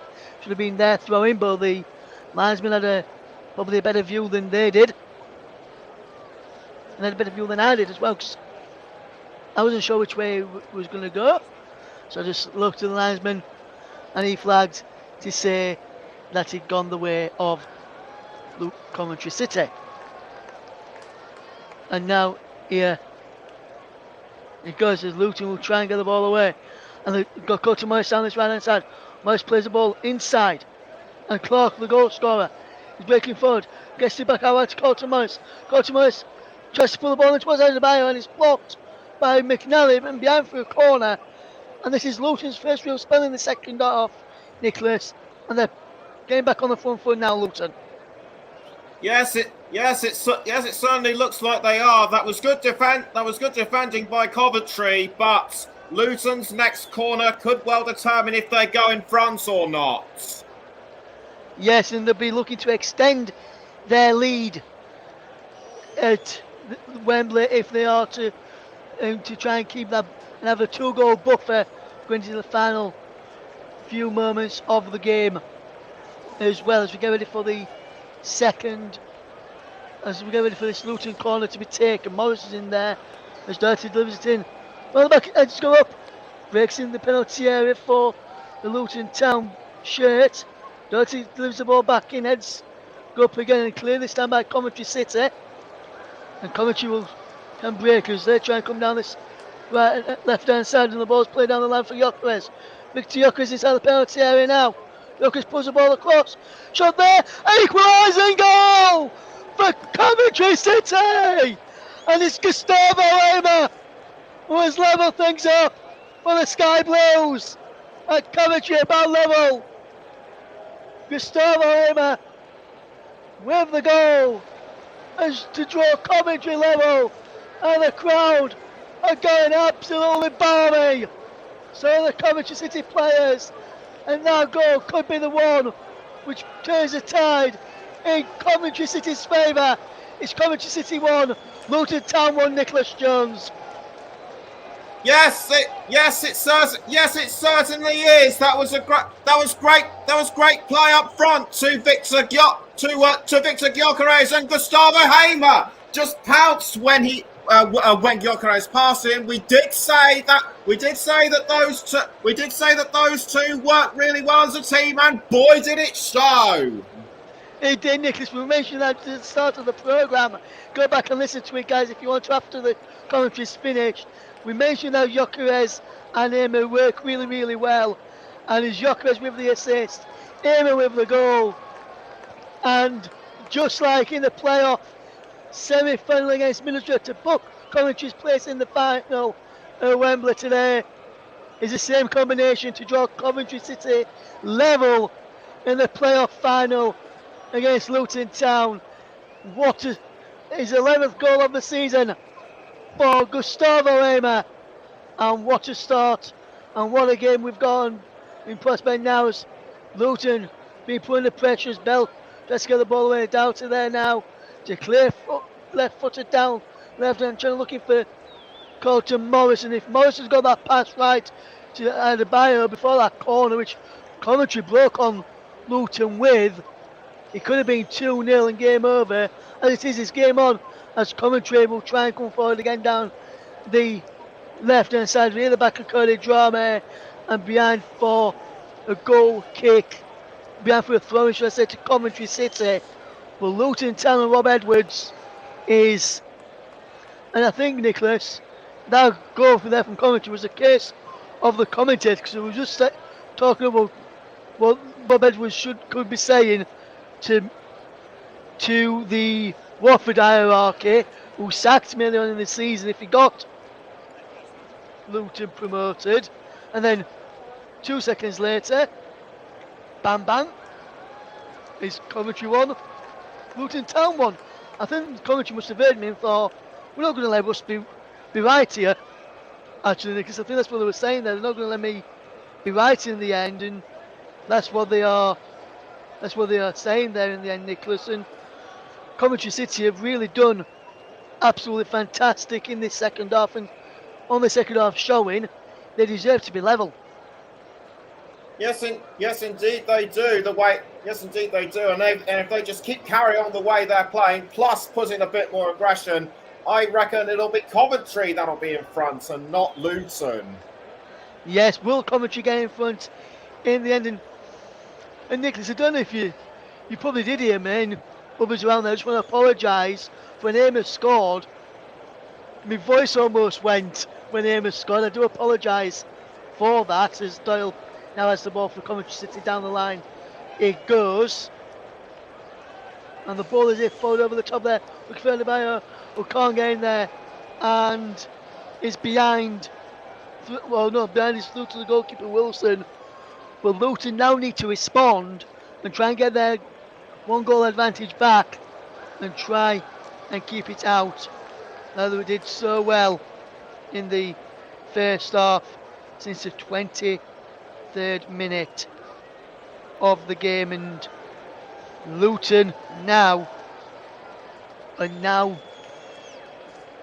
and the game is fairly poised and could end up going for an extra 30 minutes of this raid. But Nicholas, if it does, boy, we have seen an entertaining game today, and 30 more minutes won't hurt us, would it?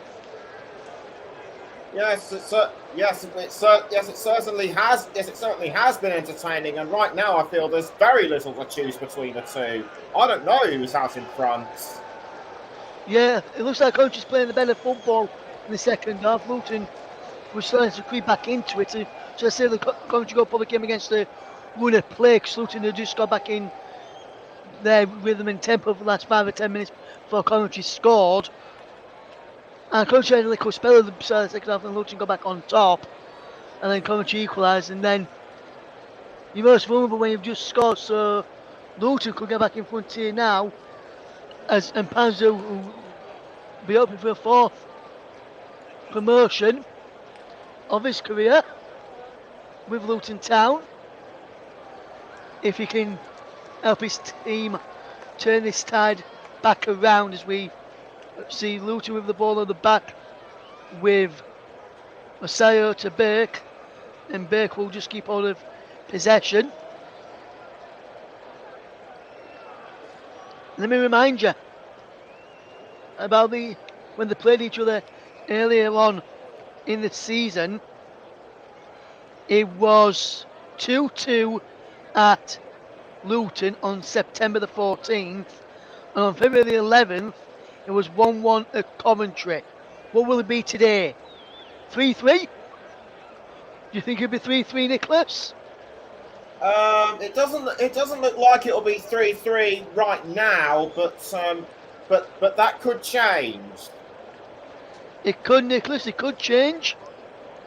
As I say, I was nudging the ball there, and then brought down Godden and penalised for foul on Godden, who gets the Coventry team supporters up, fired for this, and getting the noise going around their end of Wembley Stadium.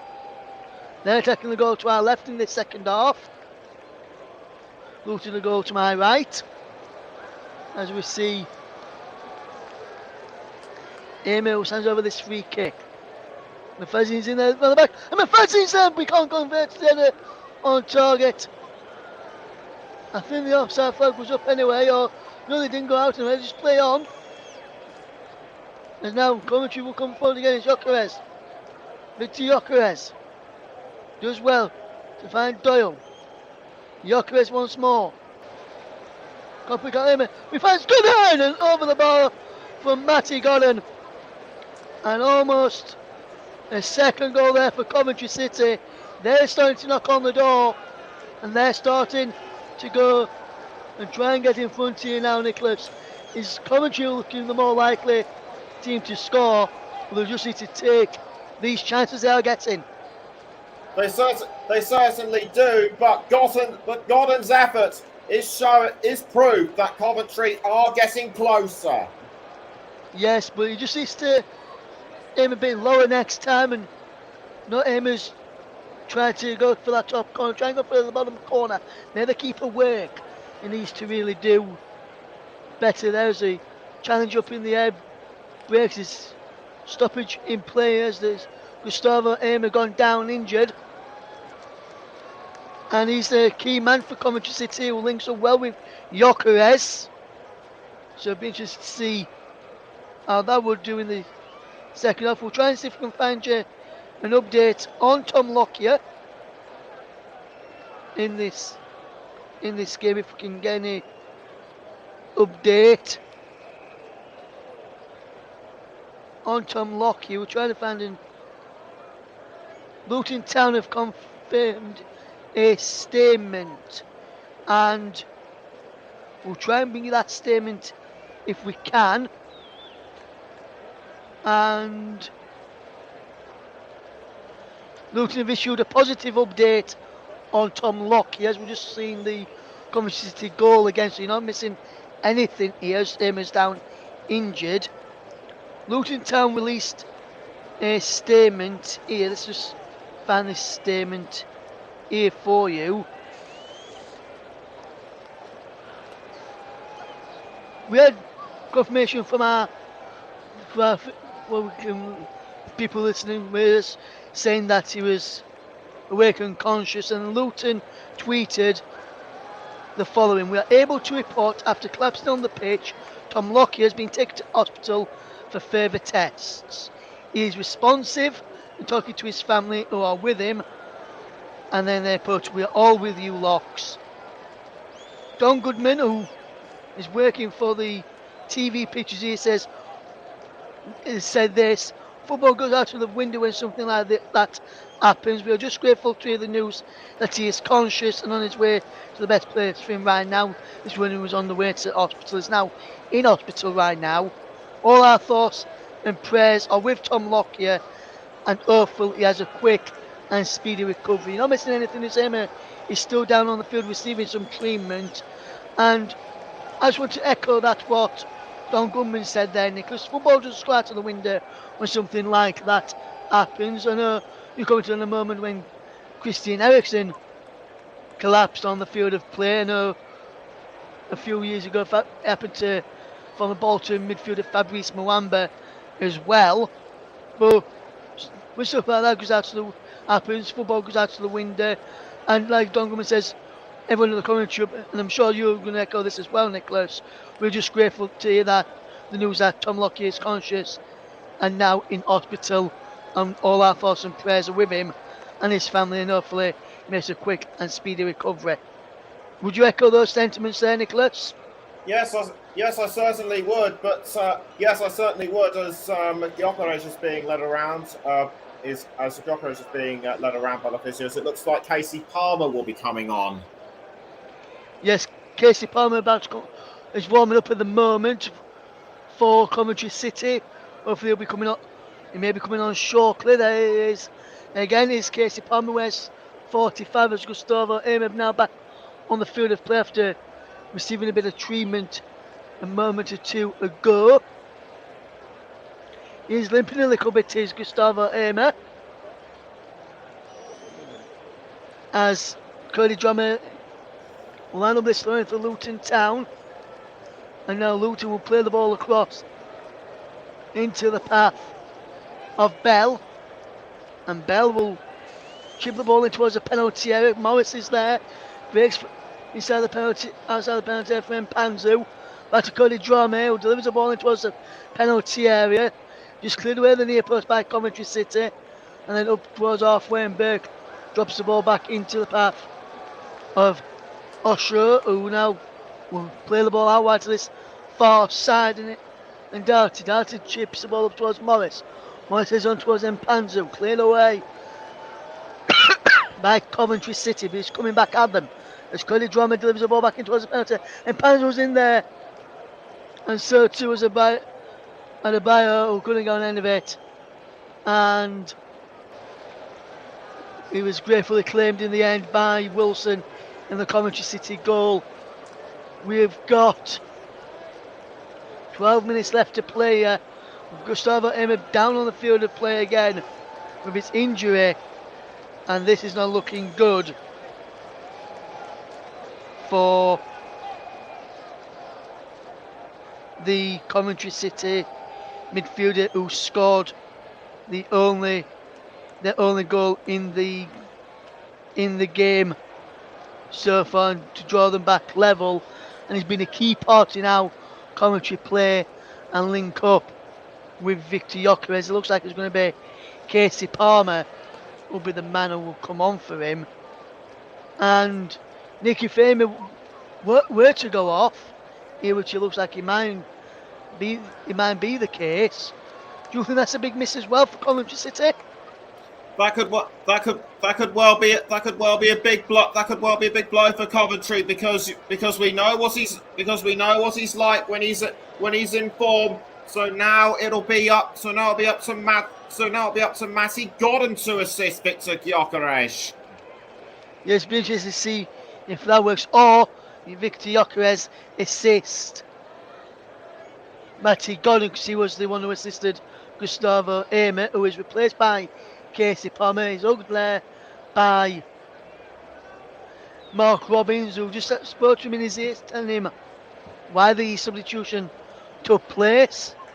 Casey Palmer will now come onto the field of play ops as he comes on before jogging on.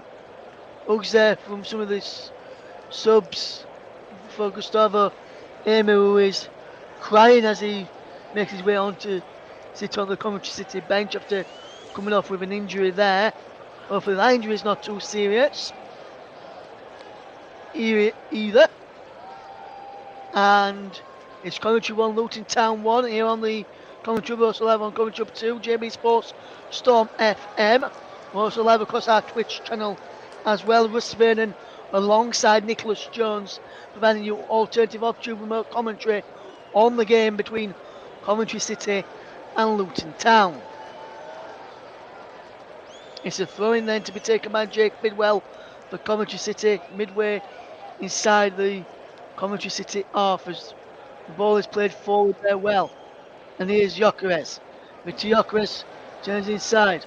Can't pick out a pass to Palmer. Luton just clear up towards halfway. Morris can't keep the ball in play. He's out of play for a throw to Coventry, and Coventry will come again and get the ball from moving forward as Bidwell will take the throw in. Down the line into the path of Victor Gyökeres, in towards Casey Palmer. Palmer loses out. Godden's there to intercept. Ball back out wide for Coventry City on this near side. Palmer's there. He's got Bidwell in support. But Palmer delivers a ball in towards the penalty area. Norton Cuffy tried to keep the ball in play but can't do so in the end, and that was another dangerous ball in, but there was no one gambling inside the penalty area there, Nicholas. No, there wasn't anybody inside, and I just don't know why Coventry weren't able to take advantage. Yes, it'll be interesting to see how the second half unfolds as we see Coventry City attack now as they come down inside the penalty. Well, it was a penalty. Gyökeres is there. Victor Gyökeres, and it was Ben Sheaf who just strayed in offside position as well. Who tried to get the ball across, but now Luton have done a free kick quickly on the charge down the left hand side. It was Adebayo, and he's behind for a corner. Foul, according to him, Fadzine on him, but the referee said no. And Adebayo to take the corner. There's some Luton fans enjoying the day out in the capital in the sun. Will they be playing the likes of Nottingham Forest, Crystal Palace, West Ham United, Bournemouth next season, Luton Town? or will they be playing likes of Southampton, Rotherham, Huddersfield Town, Middlesbrough again next season, Sunderland again next season? Who will they be facing next season? Will fans of the Premier League clubs have to go through people's back gardens to get into the away end? Can they throw next season for Luton Town? Or will they be the fans of the Championship sides who will have to do that? Wait and see as Luton making a substitution here, trying to see who's coming off. And it's Dirty who's the man coming off for Luton Town. And Fred Onyedinma is the man who is come on for Luton Town. And are you surprised with that change then, Nicholas, with Onyedinma coming on for Doughty? You can answer that in a second. I suppose it was a penalty area, and Coventry City just clear it up towards halfway, and then we'll try and break us. Godden now holds up the play, and Matty Godden just holds up the play really, really well. Nick, are you surprised in a minute as Luton just get the ball back now? So we can ask you this: are you surprised that the change was made by Luton there, and the player that gone off? Were you surprised with the player who went off as well, Nicholas, or was you expecting him to go off when you saw who was coming on? I have no idea why Onyedinma was brought on, so I'd have to say that was a very tactical move by Rob Edwards. Yes, interesting indeed, and very tactical move it seems as well, Nicholas. We'll keep you, of course, if any more of this regarding Tom Lockyer comes out between now and we finish on air this evening. There's a throw-in to Coventry City over on that far side, the right. Some of the members of the EFL and the sponsors of the EFL watching on in a box at Wembley. There's Claude, the goal scorer for Luton Town. Will be hoping to add another one to his collection to see how it goes. And will Luton be playing Premier League or Championship football next season?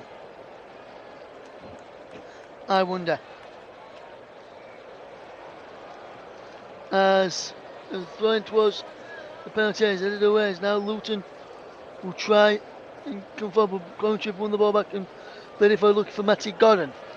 Across there, there's a show who just watches it back to his goalkeeper, Orvath, who just clears it long, even Orvath. Just clearing the ball along over halfway. It's brought down on his chest by Palmer. Palmer does well to turn and hold up the play superbly well. Down the flank it goes. It's given the ball away here.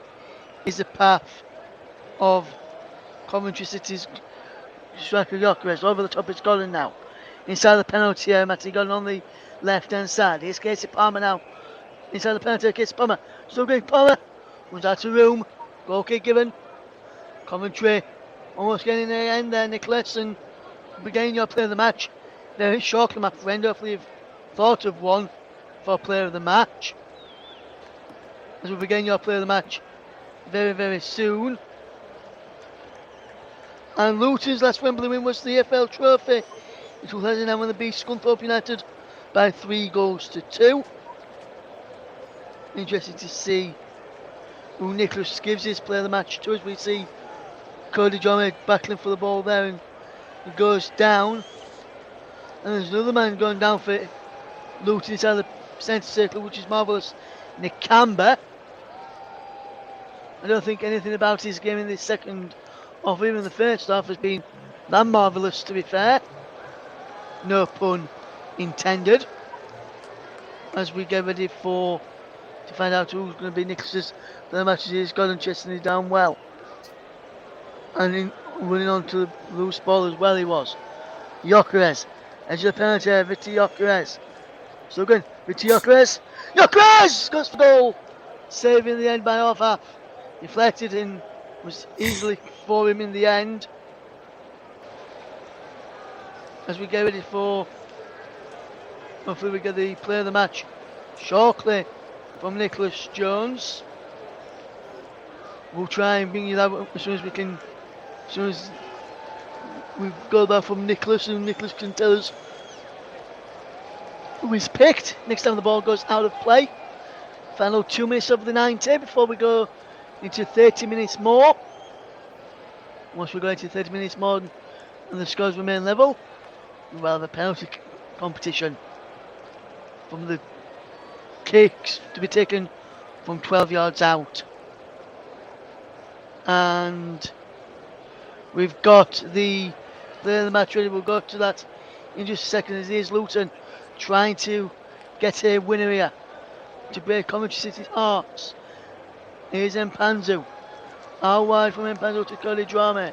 Drame delivers the ball in. On the back is Joe. And he's bare for a corner. Norton Coffey puts the ball out.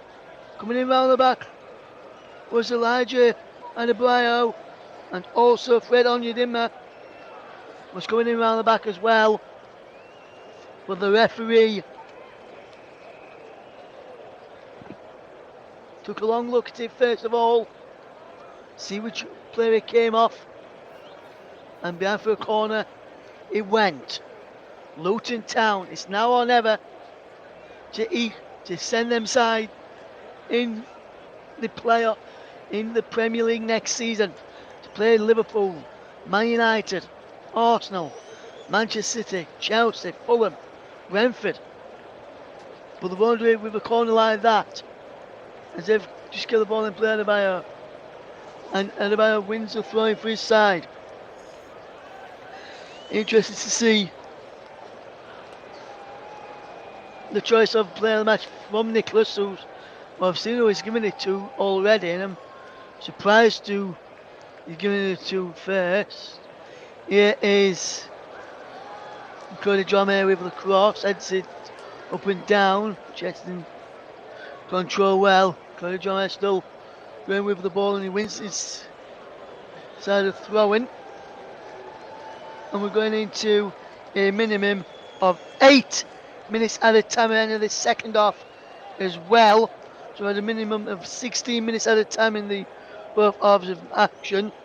As Morris is fouled there, referee says free kick. McFadden not happy with the situation. And he's trying to have a word with the referee. The Arsenal team and the Brighton team are helping, not helping here, as we see. And as soon as we saw the 8-minute scrum, Nicholas, we had audible groans around the stadium, or well, I did anyway, which are no, which is no good sign for both sets of fans, when both sets of fans can end up going to win this. Yes, that's right. An extended period like that is something that nobody wants to see. Yes, I suppose it was a penalty area from that free kick, but it was poor and over it, and goes behind for a goal kick. And if Coventry or Luton are to make the Premier League, it could be all bad for the other side if they win it in stoppage time, as we just see a woman there shouting, "Come on, Luton," as she starts clapping others around her, just standing there watching if their side can do it. And just strike from distance, just wide. In the end, from Coventry City, it was from Sheaf there in the end. And Sheaf went close, but it was just wide in the end. Ever since they've seen a goal being scored like a wonder strike kind of goal, Nicholas, in the playoff finals, going back to 2014 playoff final when Rotherham played against, I'll break off for a moment as here comes Luton Town, ball in towards the penalty around the back, and it's saved by Wilson. One against Leyton Orient, and Alex Revell scored a screamer. Other players wanted to score screamers as well in the playoff finals of Wembley Be interested to see if any of these players will score a screamer, which will win it for their side, as Luton will try and come forward over the top. Morris is in behind and he gives chase. Morris just keeps hold of the possession well and just wins this side of throwing. Is the throwing to Luton against Luton, should I say? It's Coventry will have a bit of time to play forward, and Coventry have not really taken the chance in the second half. If they could have won this in normal time, it looks like we may have to go for an extra 30 minutes unless we find a winner in the next 5.5 minutes. As we see a free kick to Coventry City for an offside against Adebayo. Wilson will take it up towards halfway. Edge go up and going to win it. Ball played down the line for Yokeres again, who wins inside of throwing. Yokeres wanting the ball. He leaves it for his other teammate, which is Bidwell, who's come up to take it from the back. Bidwell here does really, really well to find an option and get to the edge of the box. It's Casey Palmer, but Palmer's effort is wide. He's eye wide and not so handsome in the end, Nicholas, and that's a really poor effort there. And just while we're waiting for the waiting for the game to restart and more chances to come, Nicholas, if you would like to do us the honours and please explain your player of the match, who's got it and why that decision has been made. Okay, I've given my player of the match to Elijah Adebayo, even though he hasn't scored anything throughout this game so far. He has been a key player for Luton, and he almost set up that attempt by Carlton Morris, which unfortunately didn't go in. But he has been a really good player throughout this game. He has, Nicholas, and there could be another number of candidates who could potentially get it. He's Bidwell with the throw-in for Coventry City. Palmer back to Bidwell. Yokeres. Palmer. There's a ball in, headed away. Not to Cuffy, tries to come around the back. On the far side, he breaks on the edge of the penalty area. Now here comes Luton Town on the attack. And Panzo out wide. Carlton Morris skips away from one. Morris has penalty area. So again, Carlton Morris puts the ball back. And Coventry will now try and break of their own. And Luton with a free kick. And Luton just get on with it. They wanted to win this in normal time. They're not messing around here, Luton. He's out wide on that far side. It's through Mpanzu. Edge of the penalty area. Pellerudic Mpanzu.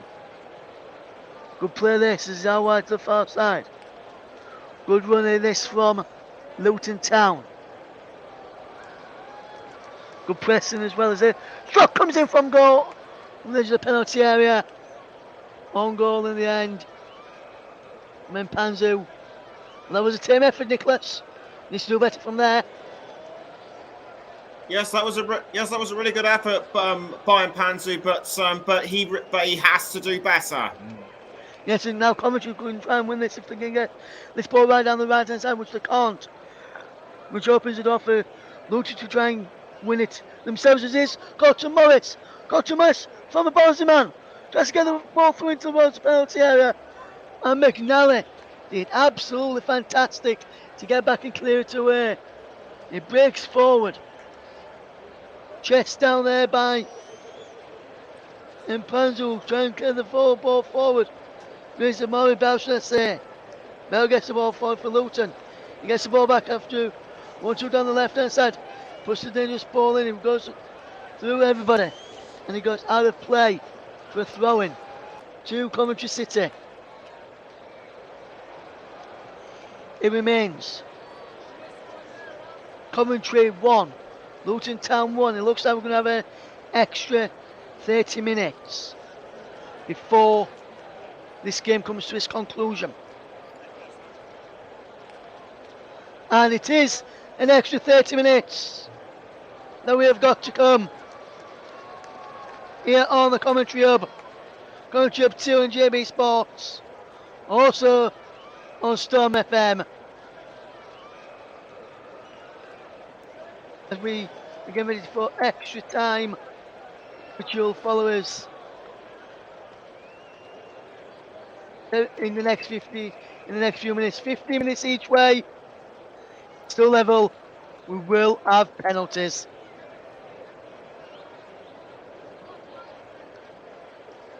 But Nicholas, what's been your thoughts on the game? Do you think a draw in extra time is a fair reflection? It's about 50-50. For the most part, when Luton got themselves out in front, I thought they were going to win it, but then Coventry just came back from behind, and I actually thought that they would have a chance of winning it themselves, but it's all down to the next 30 minutes and possibly penalties to see how it will be resolved. I think it'll be resolved in extra time.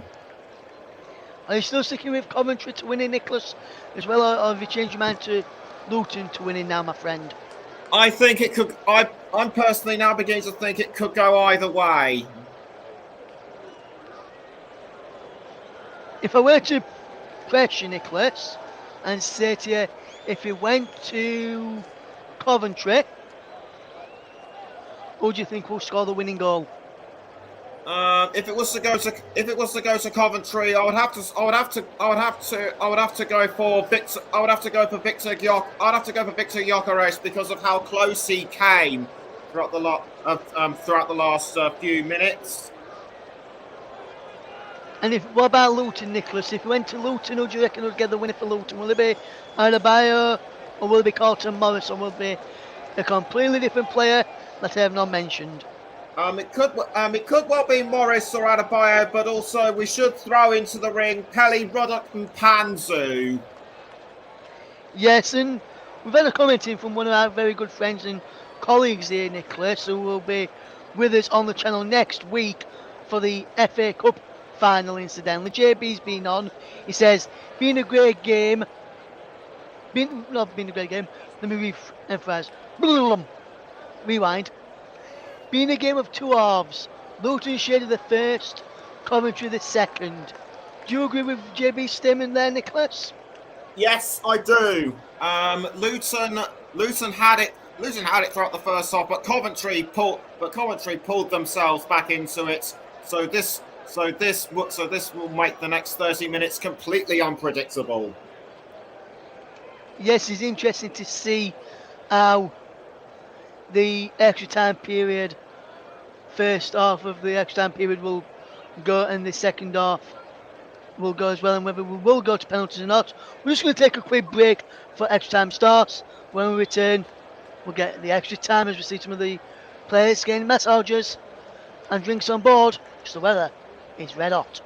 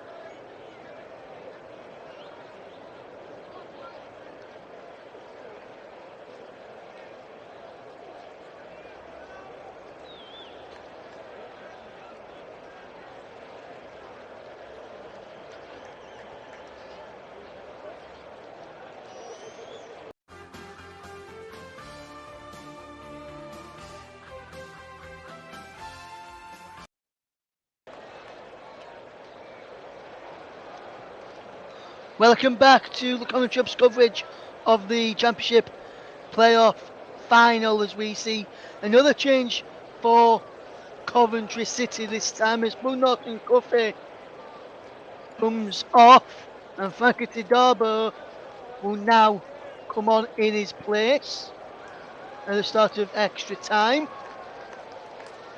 No changes for Luton as we're going to get ready for the first period of extra time to get underway.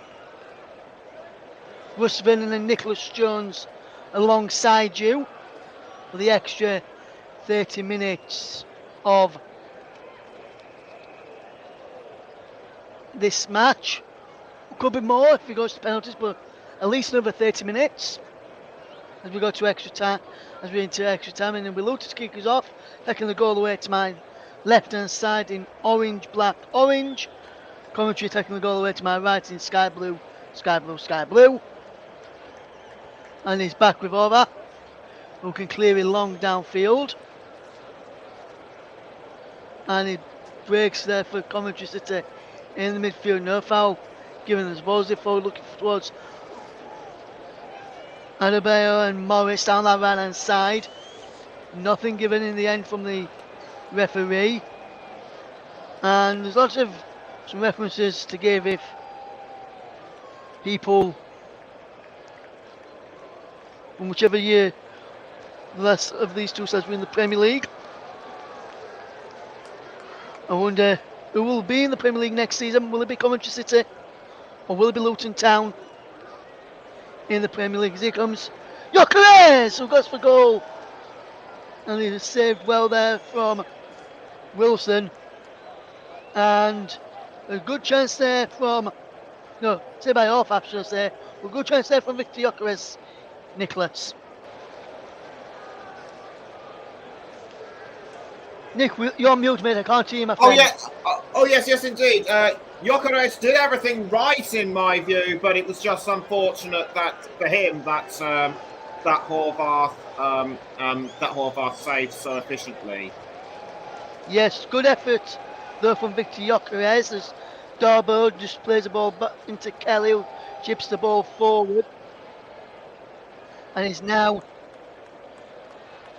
Adebayo trying to get the ball forward, but Mifadzin cuts the ball out, and Coventry will try and come forward this time as Palmer just loses out as the ball chipped forward down the line for Adebayo, who wins the header, but he got out of play for a throw into Coventry City to try and get forward and get out of their own half, as Luton are trying to pen them inside their own half and try and get the initiative back.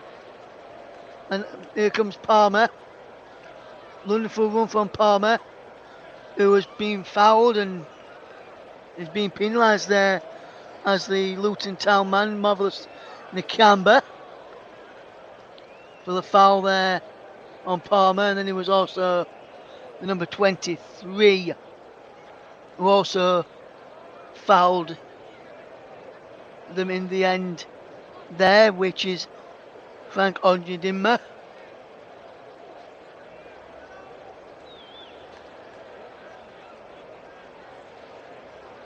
It's a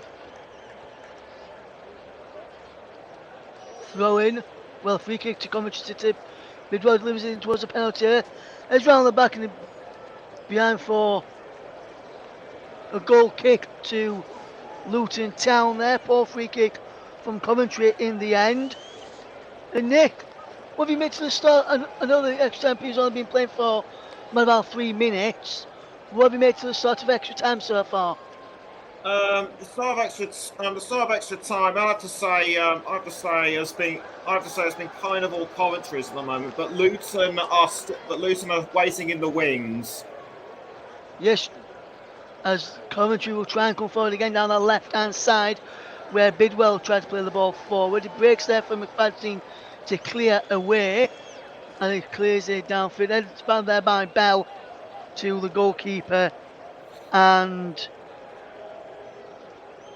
we'll see how this unfolds. Good luck to England under-17s in the under-17 European Championship quarter-final night.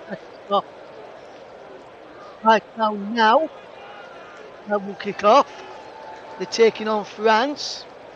So good luck to the young Lions there. We'll let you know who is in the young Lions lineup when we get to break in play from this game, and we'll try and keep you updated with that one when we can in the games in that competition there. As only as if for Luton Town, trying to get the ball falling towards the penalty area, goes over there to everybody. Morris was offside and he runs through to the goalkeeper in the end. England will end with Sefford in goal, Achapong, Samuel Smith, Magoma, Golding, Lewis Skelly, Namwere, Diblin, Chiwom, Adobvu is the England starting lineup tonight. They take on France. Good luck to the young Lions in that one. We'll keep you updated on that one if that does get how this game does unfold in the end of the game. It remains Coventry 1, Luton 1 in our feature matches. The ball's in towards the penalty area, looking for the run there of the Luton man. On your dimmer there, and he's cut out as Luton will try and come forward. Clark was in there too. We're now Coventry coming forward with Palmer. He finds Godden. Godden holds up the play well, but then loses out and it stayed down injured. Morris now on the ball from the left hand channel. He runs brilliantly down the left hand side. Cuts back. Goes down. The referee says a free kick to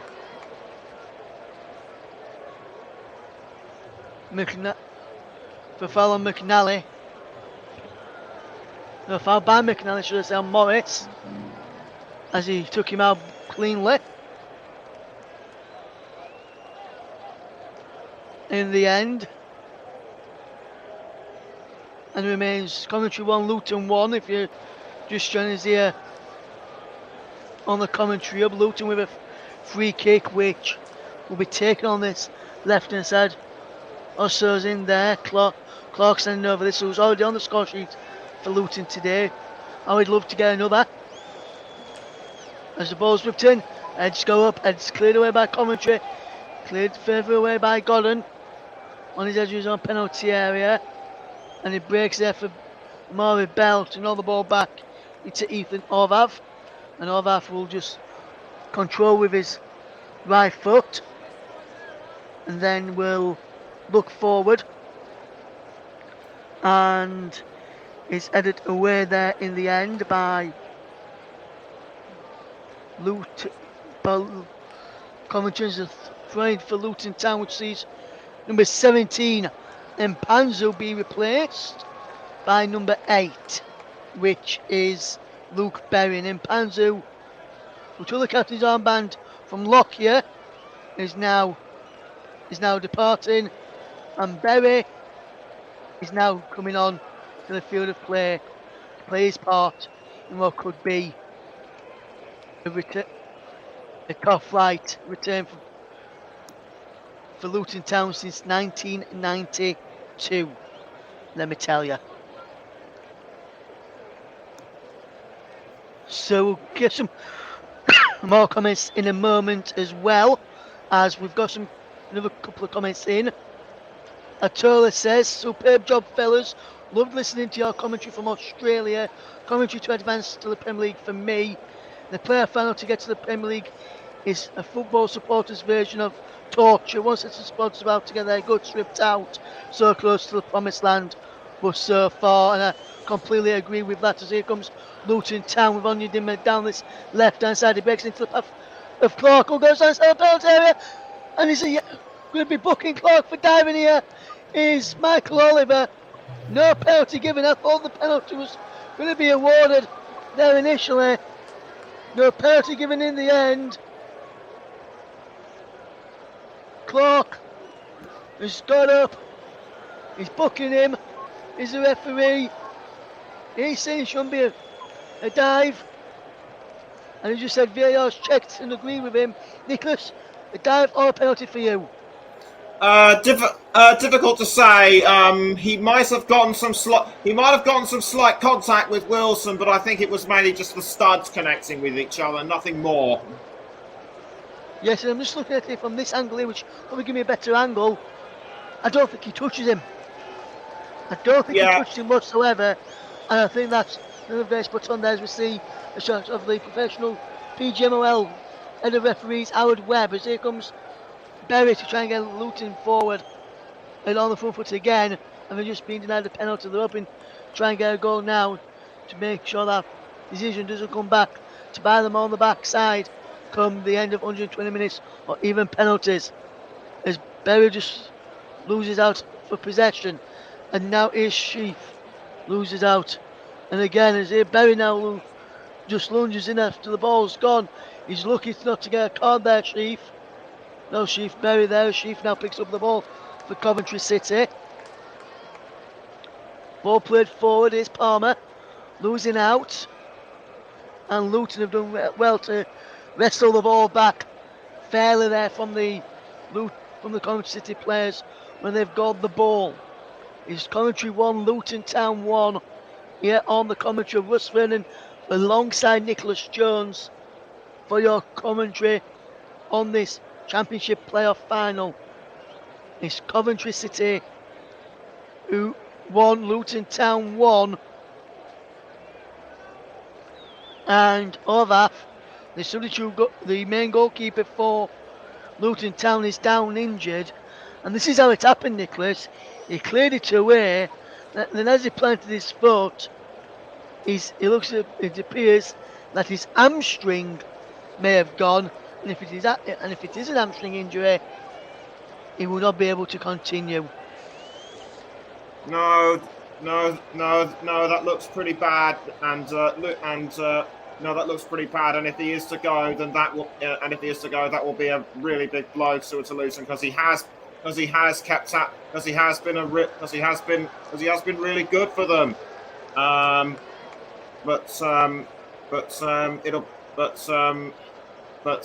hope he's all right. Yes, as Coventry have just made a substitution, and it's a surprising one. They have substituted a substitute in Casey Palmer and fetched on Josh Eccles. So I'm surprised that they've substituted a substitute there, Nicholas, Coventry City. Are you surprised as well, or do you think it's more to do with potential penalties on the horizon? I don't really know what to think, but it is surprising that that Palmer has been taken off, because he was a substitute in the first place. Yeah, he came on, did Palmer in the 80th minute when Gustavo Emer got injured, and in the 102nd minute, or to say 103rd minute, he went off, substituted, didn't look injured for Eccles. So a bit surprising with that substitution there. We'll have to wait and see whether this was tactical or because of an injury, but there was no sign of an injury from what I could see of Casey Palmer there, and he had been playing well since he came on, causing Luton a few problems. As here comes Scotland again, breaks towards the edge of the penalty for Darboe, but Coventry lose out for the time being. It breaks now to Darboe, who can't keep the ball in there. Thank you to Darboe, who tried to keep the ball in on the side there. And I'm a bit surprised with the Casey Palmer substitution myself, Nicholas. I think it's a bit of a weird one if you ask me, because no one really knows why this player was substituted when being fetched. The only reason I can think of is maybe for when he goes to penalties, if he goes that far. But if he doesn't and Luton lose now, and Coventry lose now, should I say, this could really backfire on Mark Robbins. Yes, it really could. Even though Eccles has played 38 times this season. Yes, and here comes Coventry though this time as they've lost out here. Sheaf and Luton with Morris trying to get the ball forward. It's shooted towards Adebayo. Berry can't get there either. And it's cleared up towards halfway. Gyökeres just holds up the play well, and Victor Gyökeres tries to get away from 1 or 2. He does. Ball back into Gyökeres now. Can't pick out Eccles this time. And the ball runs all the way through to the goalkeeper in Wilson. It remains Coventry City 0. Coventry City 1, Luton Town 1, should I say, as Luton conceded a throw-in. Going up towards the end of the first period of extra time. What have you made to the first period of extra time, Nicholas? There's just one word for it: tough. Yeah, Nicholas, if it were to remain 1-1, who would you say the happier manager would be at half time and extra time? Would you? For me, you'd have to say it must be Coventry, because they got back into the tie, took it to extra time, and then kept it as just as level since the equalisers were into 2 minutes of stoppage time. Would you agree with me that it would be Coventry City would probably be happier with the scores as it is in extra time? Oh, absolutely, yes. Because what you say, they were the ones that took the game into extra time, and they're certainly holding firm right now. Yes, interesting to see that. Nicholas, a shot comes in from distance there, just goes wide. In the end, it was from Kelly, the Coventry City captain, and Mark Robbins and Rob Edwards will have some thinking to do and how to change it in extra time before the dreaded penalties comes on with a minute left of the first half injury time. And it's interesting to see how the penalties, if he does go that far, shape up. It's never an ideal way to lose out in a final of any competition. And you mind potential promotion final on the spot kicks as Coventry will come forward. They'll look to try and get the ball out wide, which Eccles does, and he's got the ball in towards the penalty area with Bidwell, but Drame is there to clear away now for a throw into Coventry City. It remains Coventry 1, Luton 1.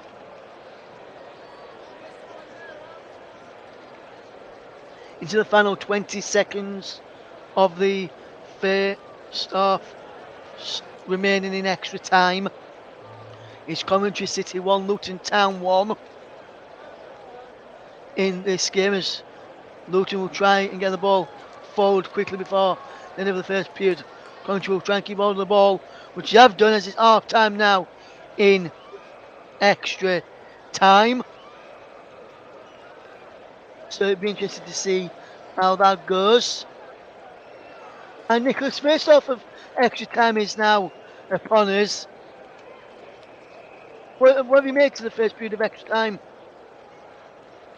As I mentioned, it's definitely been more beneficial for Coventry because they were on the back foot in the first half. They brought themselves back into it in the second half. They held firm in extra time. Will this be the second half where they get themselves in front? We'll have to wait and see, Nicholas. And I wonder if we will go to penalties, Nicholas, at the end. And I wonder what we call it if he goes to penalties, and who would win this. Would you, Nick? If it was to go to penalties, I'm going to have to stick out my neck and say Coventry. Yeah, I'm just looking at that Clark yellow card again when he went down. Just looking here, there's just a slight touch on his boot, but for me, having seen this here, which got circled and just slowed down for us here, Nicholas, there is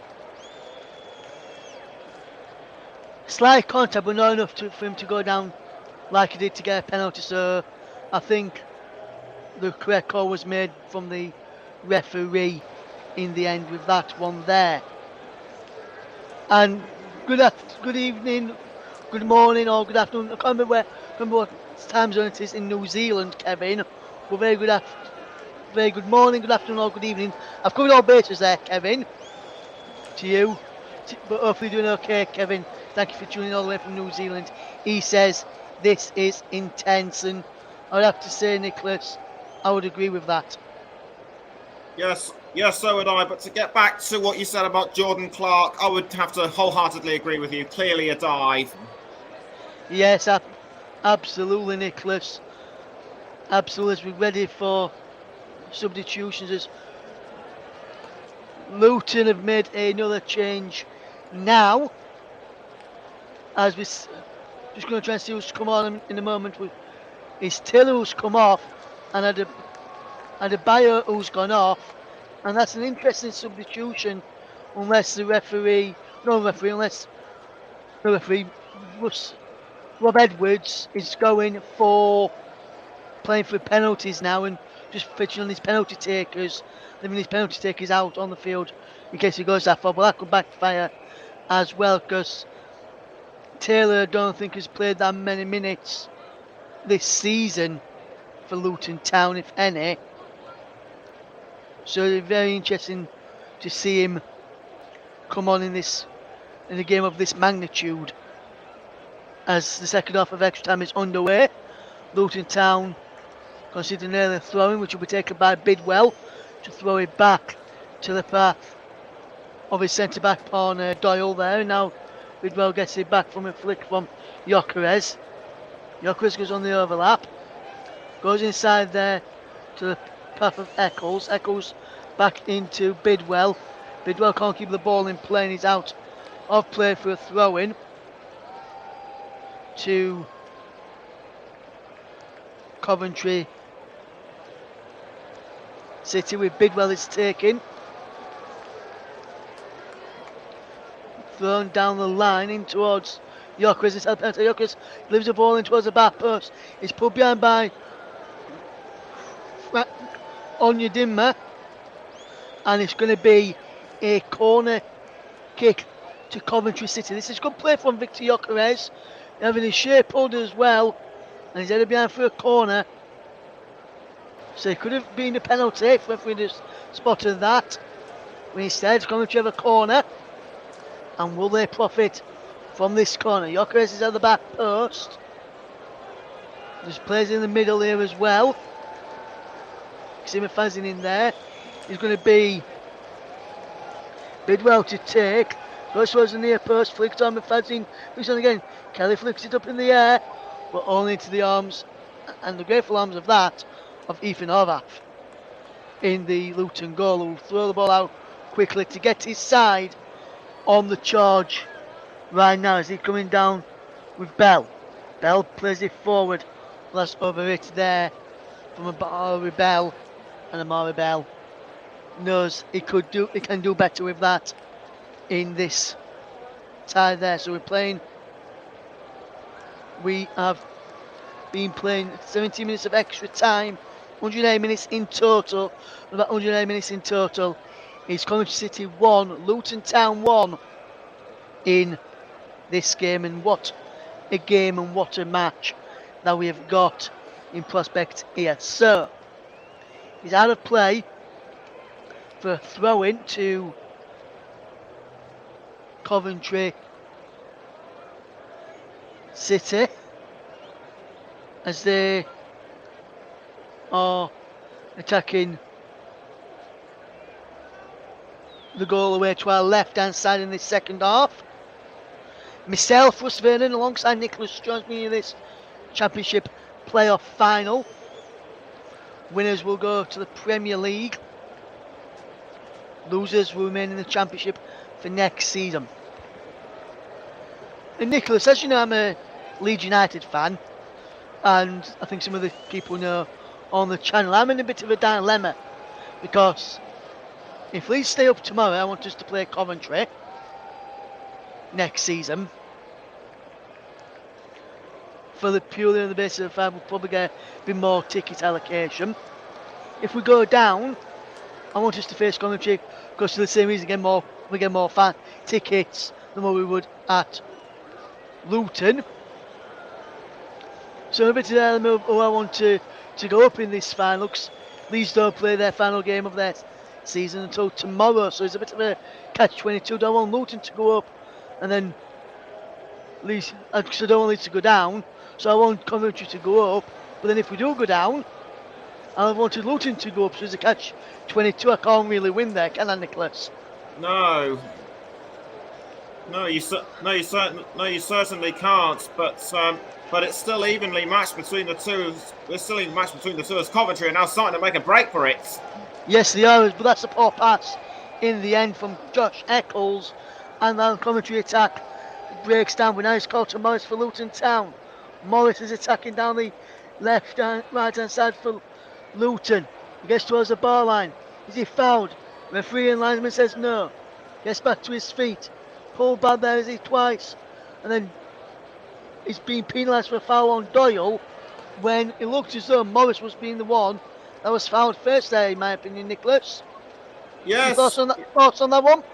Yes, it looked as though Morris was pushed around a bit by Doyle, and I can't see why he should get the rap for it. Neither can I, Nicholas, because he was getting let's say he was the one that was being pushed around, and I was surprised with that he's being pushed around. I'm not so very, very much surprised with that there. As here is Wilson with the free kick for Coventry City as the game's back underway. After me and Nicholas were surprised with that decision there. As the ball is played down the line, as there is Victor Gyökeres to try and flick the ball on. And he can't keep the ball in the possession of a sky blue shirt, but they've won it back. But Morris has won a free kick, so the play's being given back to the orange shirts of Luton Town. And Luton Town are making yet another substitution. Coming off is Gabriel Osho. And coming on in his place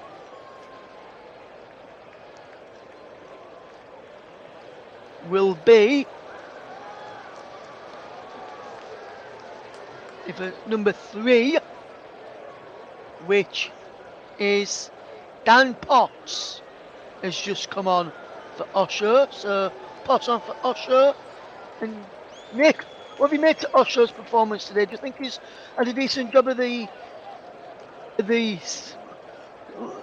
right centre back? Then central as well. Yes, he has done a decent job for Luton. Has Gaby Osho, but I think the time is right. I think the time is right for him to be rested for the remainder of extra time.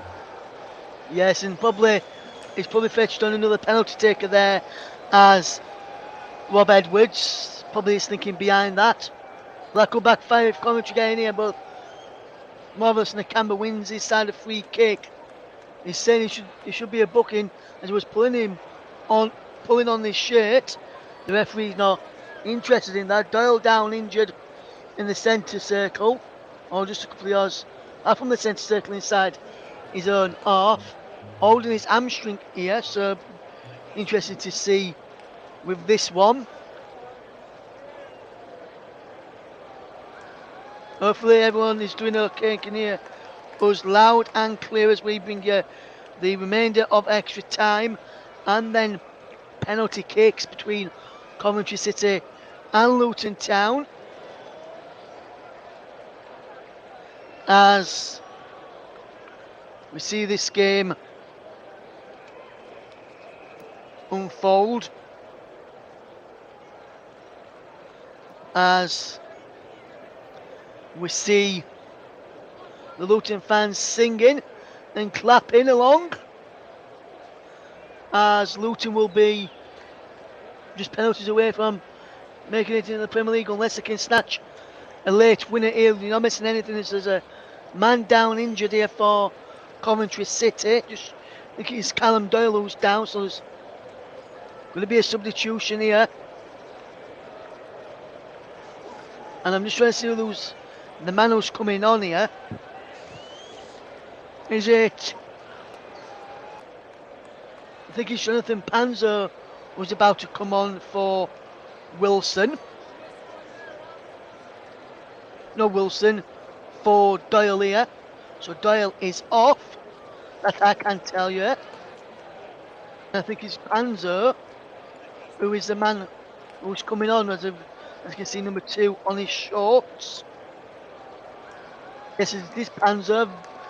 I can report. So I was right in thinking it was Panzer that was coming on. So interesting. It'd be interesting to see how if he's fetched him on for penalties or whether, excuse me, or whether it was a like for like change. As here is a free kick for Luton Town, and that was taken by Potts, and Coventry have got the ball back with Panzo, the substitute who's just come on. And he's out wide now. Here comes Kelly. Kelly will come forward. Plays down the line there brilliantly. And Darbo loses out now. Onydimmer's coming forward for Luton. That's a fantastic challenge by the substitute, the number 14. No, the substitute, the starting man, Sheaf, number 14, and then he's fouled on the edge of the penalty area. Referee's not giving anything. There's Eccles, who's watching his man closely, and he's out of play for a throw into Coventry City. Coventry are not happy with that free kick, which wasn't given a few moments ago. Luke Berry holding back with his hamstring and calf now. There's some tight legs out there now, Nicholas. Jordan Clark, the goal scorer for Luton, is tired now. Yes, and it's beginning to show, and I don't think he's the only player that's tired. Yes, there's a chance here for Luton. Chance here! Luton! We've done it! The substitute! Number 25!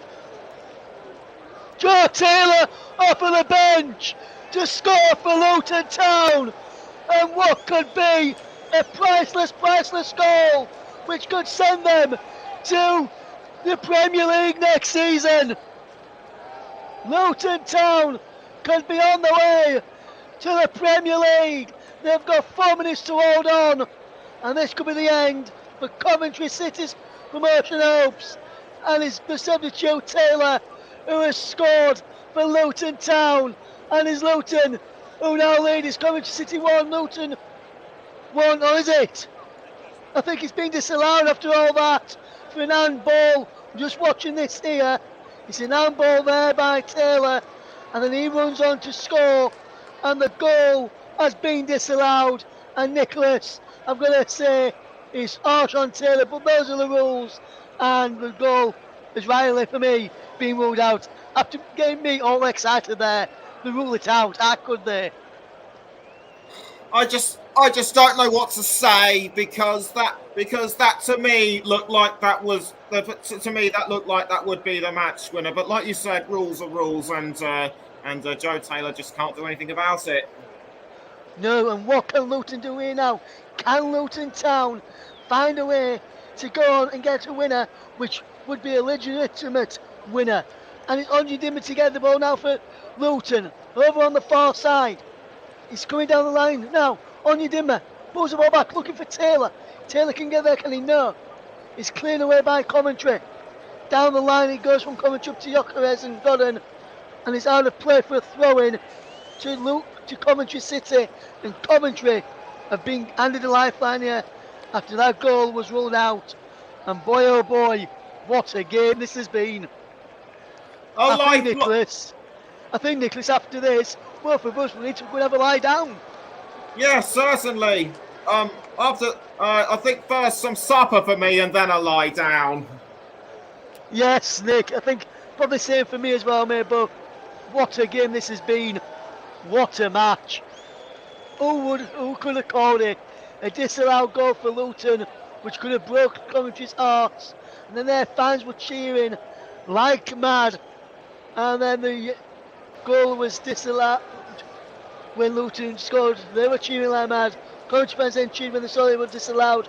But will Luton fans cheer again very, very loudly? Or will it be Coventry City fans who cheer very, very loudly at the end of this contest after either 120 minutes or after penalty kicks? The ball over the top looking for Morris. Morris can't get there, can he? Yes. Just keeps the ball in play. Still going Morris. He's out of play for a goal kick. The flag didn't go for offside anyway against Morris there. I think he might have done if he'd have pulled the ball in the back of net and VAR would have checked it. But Coventry City fans know they are living dangerously now. They are living dangerously now, Coventry. Luton seem to be the ones with the tails up going into the final few seconds before penalties. Yes, I would have to agree with you. That offside goal by Taylor shows that Luton are now starting to get themselves in front. Yes, Luton beginning to get themselves on the front foot, but they're under pressure. Here's Novice Campbell just plays the ball across to his Potts to clear forward. But Potts, his ball forward is cleared, but he's gone out of play. It's like a rugby kick that from one side of the pitch to the other to get as far of the pitch as possible, as to do a line out in their own half. As we need to stoppage on the end of extra time, and we've got a minimum of 2 extra minutes on what has been a momentous stay in this game. We have had 20 minutes of added on time in this game on top of the 120 minutes. So we've played in total with the added time at the end of each half in the first and second and then extra time. We'll have played 140 minutes in the end, Nicholas. And boy oh boy, what 140 minutes we have witnessed. Yes, we have. So it looks as though penalties are all but inevitable. Yes, and it looks like that's going to be the case. It looks like penalties will be coming in very, very shortly for this one, and I'm wondering which way will the penalty shootout go? Or Nicholas, you say penalties are looking likely. Could penalties be cancelled out if Luton now go up and get a winner from this free kick, which have just won just inside the Coventry City half? All the outfield players, apart from the free kick taker, which is on loan Leeds United man Cody Drame, are inside and up near the penalty area of Coventry City. It breaks on the left hand side for Potts. No, it's Morris. Morris leaves the ball in. Edge up from Berry, and Edge just wide, and Berry couldn't convert his goal on target. And after what looks like to be 120 minutes, or should I say 140 minutes, we are going to a penalty shootout. Penalties to come. So after extra time, it is finished. Coventry City 1, Luton Town 1.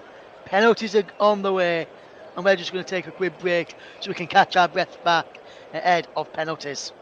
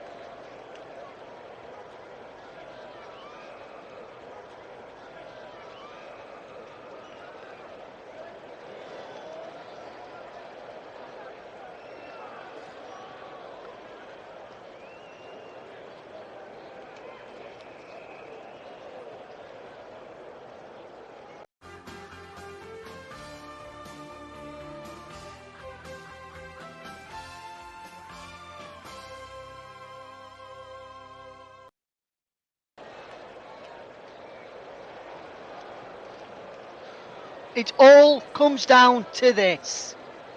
Penalty kicks to decide who gets promoted to the Premier League. Will it be Coventry City or will it be Luton Town after 120 minutes of action plus an extra 20 minutes in with added time at the end of each halves? We are all down to this. Spot kicks to decide which team gets promoted to the top flight of English football. Will it be Luton Town or will it be Coventry City? Well, strap yourselves in, folks. We're in for one hell of a ride. Russ Vernon and Nicholas Jones will tell you through the spot kicks and the drama of the penalties. Who will come out on top and who will win in spot kicks is all about to find out. Will it be Coventry City or will it be Luton Town, I wonder? Nicholas, if I were to press you for a winning on penalties, what do you think is going to be before the first one gets underway? I'm still going to stick out my neck and say Coventry, but Luton, they're tough cookies out there. They are indeed, Nicholas, and the first man up will be Luton Town to take the penalties, and it's Luton Town's number 9, Carlton Morris. Their main striker, who has stayed out there this afternoon, went up their top scorer with 20 league goals, all coming in the league. Season not scored in the playoffs yet. Could be about to score one of the priceless penalties he's ever taken for Luton Town. Carlton Morris for Luton Town steps up, right-footed, and draws it into the bottom left-hand corner.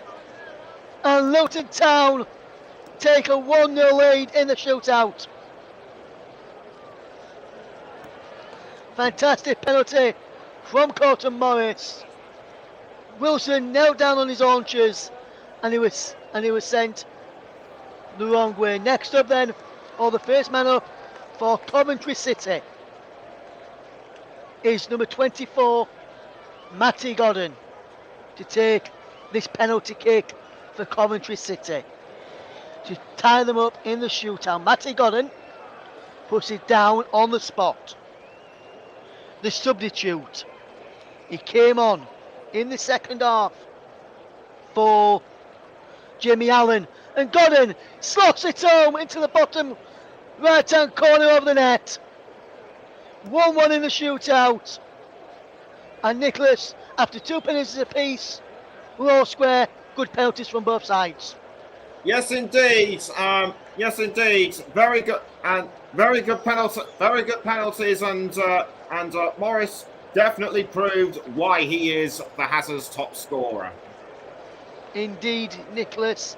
And next up then for Luton Town, the man up next for Luton Town in the penalty shootout is, I think it is the number 25, the substitute, who had a goal disallowed late on, Joe Taylor, who thought he won it in extra time, but for an handball. Taylor this time scores from the penalty spot, and this time it does count.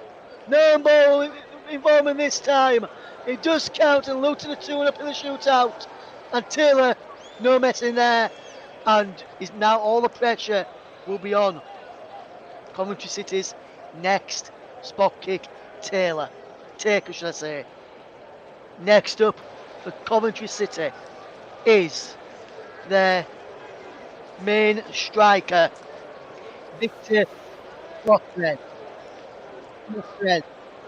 And Nine score for Coventry City. 21 league goals, 22 in all competitions. Can he add one from the spot here?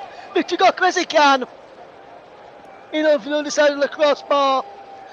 And Victor Gokres has made it 2-2 in the shootout.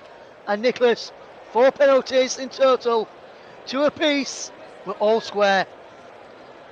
Yeah, no one has missed a beat, and Joe Taylor, you have to feel pleased for him. Denied in extra time, but he was rewarded in the penalties, and now we go to Nakamba. Yeah, marvellous Nakamba for Luton Town. Can he make it 3-2 in the shootout to the Hatters? Marvellous Nakamba, he can! The former Aston Villa player who won the playoffs a few seasons ago with Aston Villa could also help Luton Town win promotion, and he has scored from the spot.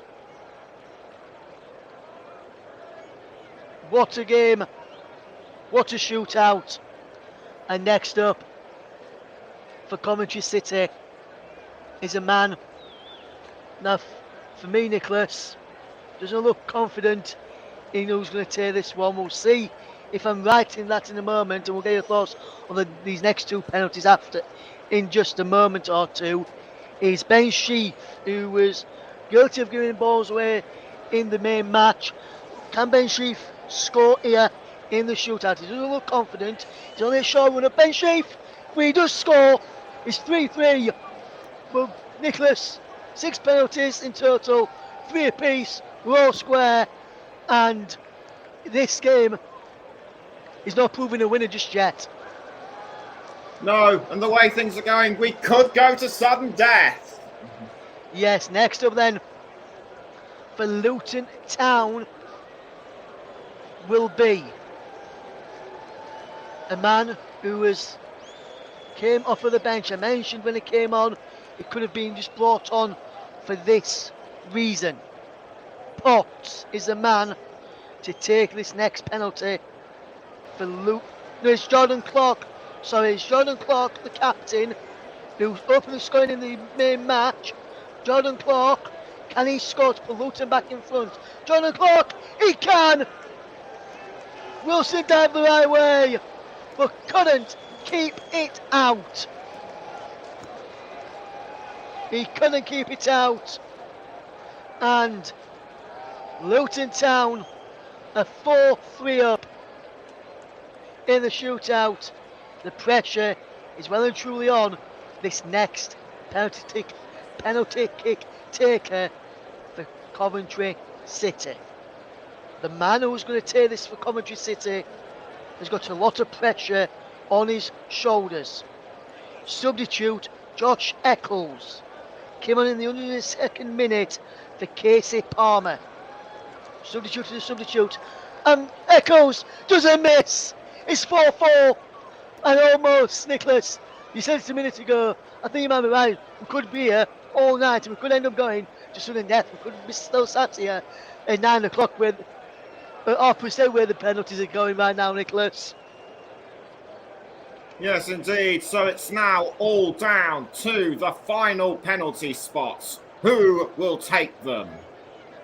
Yes, and we're going to have a look, see who's going to take them in just a second. For Luton Town, the man who's responsible for this penalty kick taker is the man who's responsible. I can't see who it is in a moment. I can now. He's scored! It's Berry! It's 5-4 Luton! Luke Berry off of the bench and he's scored. It's 5-4 Luton, which means all the pressure is on Coventry City captain Liam Kelly. Kelly has to score to take this to sudden death. Otherwise, Luton Town will be a Premier League football club. How are your nerves, Coventry City fans? Your captain needs to score. Otherwise, Luton are going to the Premier League. Can Captain Liam Kelly rescue Coventry? He can! But for how long? It's 5-5. And this game on here now. And this game is never ending. And how many more penalties will we have to go through? Next up is the man who's took over the captain's armband for Luton Town in the end. And we'll see who this is in a moment. We're trying to get, it is, if we can try and see his number on the back of his shirt, please. Trying to work out who it's going to be to take this penalty. I think it's Clark. It's Dan Potts, this one. It's Dan Potts. Potts scores. It's 6-5. And we're just suddenly deaf, and it's 6-5 now. And this next penalty rests on the shoulders of this next Coventry City player. If he misses, it is all over. And then Ryan Francis is on and says, this is where the nerves kick in. Absolutely. Absolutely, Ryan. Hopefully you're doing okay, my friend. Thank you for tuning in to this drama of a penalty shootout. And Luton Town could be a Premier League club if this man who's about to take it misses. Substitute Frankie Darbo steps up and he blazes it over the bar, and it's Luton Town who are promoted to the Premier League. Luton Town are promoted to the Premier League, and congratulations to them. Luton Town are promoted to the Premier League, and Luton Town are going to the Premier League and playing the likes of Manchester United, Coventry City, not Coventry City, Manchester United, Newcastle United, Manchester City. What drama, what a game. And Nicholas Jones, Luton Town are promoted to the Premier League, and what a fairy tale, and what a fairy tale moment it is as well for one man which we mentioned right at the very start of the programme. Luton Town player Pele Ruddock Mpanzu, who has achieved his 4th promotion. He won promotion with Luton Town from the National League to League 2, from League 2 to League 1, from League 1 to the Championship, and now from the Championship to the Premier League. But what drama, and what a game we've seen, Nicholas. Your thoughts on the overall match this evening and that shootout as well? Absolutely incredible, Russ. For Luton Town, it's the end of a 14 year. It's the end of a 14 years. It's the end. It is the end of a 31-year wait, and it was some 14 years ago that they were relegated from League 2 to the National League. They bounced back to the EFL in 2014, and they have just kept on climbing and climbing, and now they have reached their peak. They have, Nicholas, and just some pop culture references for Luton Town, just to tell you, in 1992, 31 years ago, your main commentator for this evening's game, Russ Venning, was born. Disneyland Paris was opened. To that, Whitney Houston and Jimmy Nail were in the charts. The Premier League was formed, as I mentioned, as well. Bill Clinton was elected the US president. When music started becoming popular, and Hook, Wayne's World and Batman Returns were in the cinema. And Nicholas, you also remembered another one before kick-off. Would you like to tell the people the other one that you remembered just before kick-off as well? That's right. What also happened in 1992, after so many years of trying, Nigel Mansell finally realised his dream and became Formula One world champion. So there's just some pop culture references and some sporting references there as well.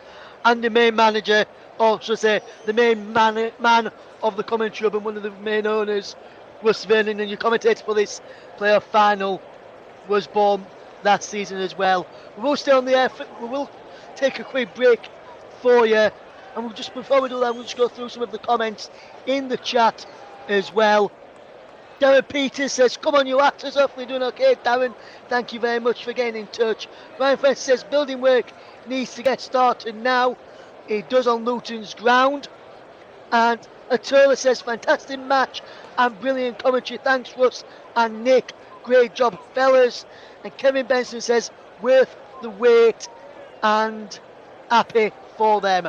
Luton Town are promoted to the Premier League. We'll be back for the for the lift of the trophy presentation for Luton Town when that happens. But we're just going to go for a break for now.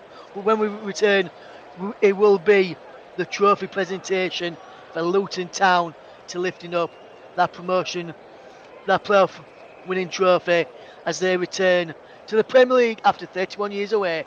Finished Coventry City 1, Luton Town 1 after extra time, Coventry City 5, Luton Town 6 on penalties. We're spending Nicholas Jones, we're back. We're just going to take a quick break. Don't go anywhere, you're listening to the Commentary Hub.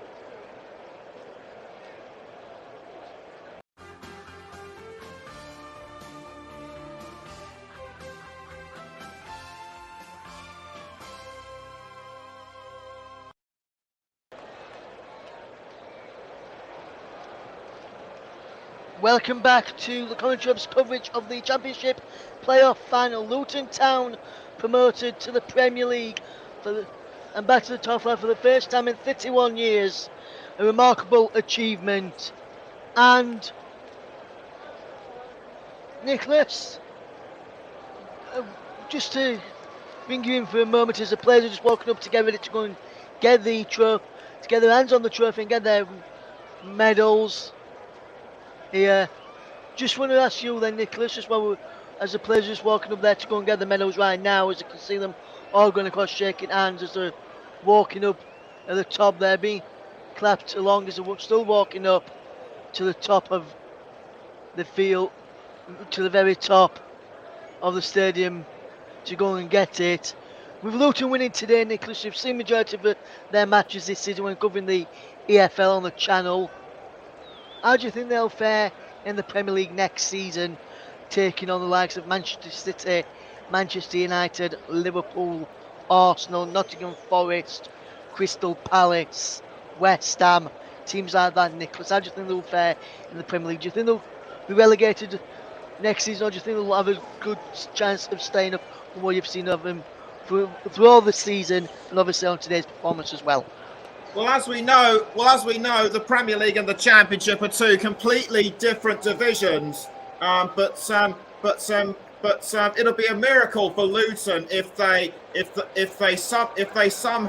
somehow just stay up, because I can't see them lasting long in the Premier League. Yeah, if Nicholas, which areas of the field do you think they need to strengthen if they've got any sort of chance of staying in the Premier League? I think they really need to push the boat out and not be intimidated by the likes of Manchester City, Manchester United, Chelsea, Liverpool, Arsenal, and the like. They really need to turn their squad into something completely special and justify why they deserve to be in the Premier League.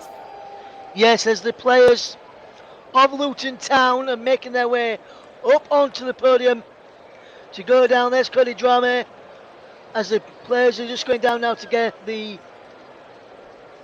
medals, and they're walking along the top there to get the trophy, to go down towards getting the trophy in a moment, or still getting handshaken by people from the EFL. The trophy's there in the colours of Luton Town. I know that Nicholas is going to have to leave us in just a second or two. So just word on commentary, Nicholas, as Luton players still go along to get the trophy presentation here. Where do Coventry go next for next season? And do you think Coventry will bounce back next season and get promoted in next season, or do you think it could be a long time before Coventry go back up? Judging by the games they played this season, they just about made it into the playoffs. But I think they're going to have a bit of a harder time next season. What with the likes of Southampton joining them in the Championship. Yes, and one final one, Nicholas. We're covering the game on Monday between Sheffield Wednesday and Barnsley in the League One playoff. Who do you think's going to win that one quickly, Barnsley or Sheffield Wednesday? Just a name, you don't need to say why. Which team do you think's going to go up? Difficult to say, but I'm going to put my neck on the line and say Sheffield Wednesday. I'm going to go have some supper. Okay, then, Nick. Catch you soon, my friend, and great working with you again today. See you Monday, my friend. Right, thank you. Good night. Good night, Nick. As Luton Town lift up the trophy and are in the Premier League next season. Luton Town are Premier League. Luton Town are promoted. And Luton Town's wait of 31 years being out of the top flight is all over. They now return to the promised land. They can now return with a smile on their faces. And all those glum-looking faces that have had for the past 30-odd years will slowly be wiped away. There is now no room for error next season, unless if they do, they will come straight back down. If they play like they've done for the majority of this season, and how they played on performance today, they could end up playing in a very good, strong league. Nottingham Forest went up in the playoffs last season, and they survived with a game to spare. Who says Luton can't do the exact same? Right then, that's all we've got time for here on the Commentary Hub. A very big thank you to everyone that's tuned in today. And throughout the season in the Championship, Luton Town joined Burnley and Sheffield United in being promoted back to the top flight. Luton took 31 years, Burnley straight back, Sheffield United a couple of years. Whose turn will it be next season? From all of the team here on the Commentary Hub. We'll be back tomorrow with some Premier League final day action, and then back on Monday with the League One playoff action. But from myself, Russ, and from Nicholas, my co-commentary partner today, and the rest of the team here on the Commentary Hub, thank you very much for listening. It's a good night to you all. Good night.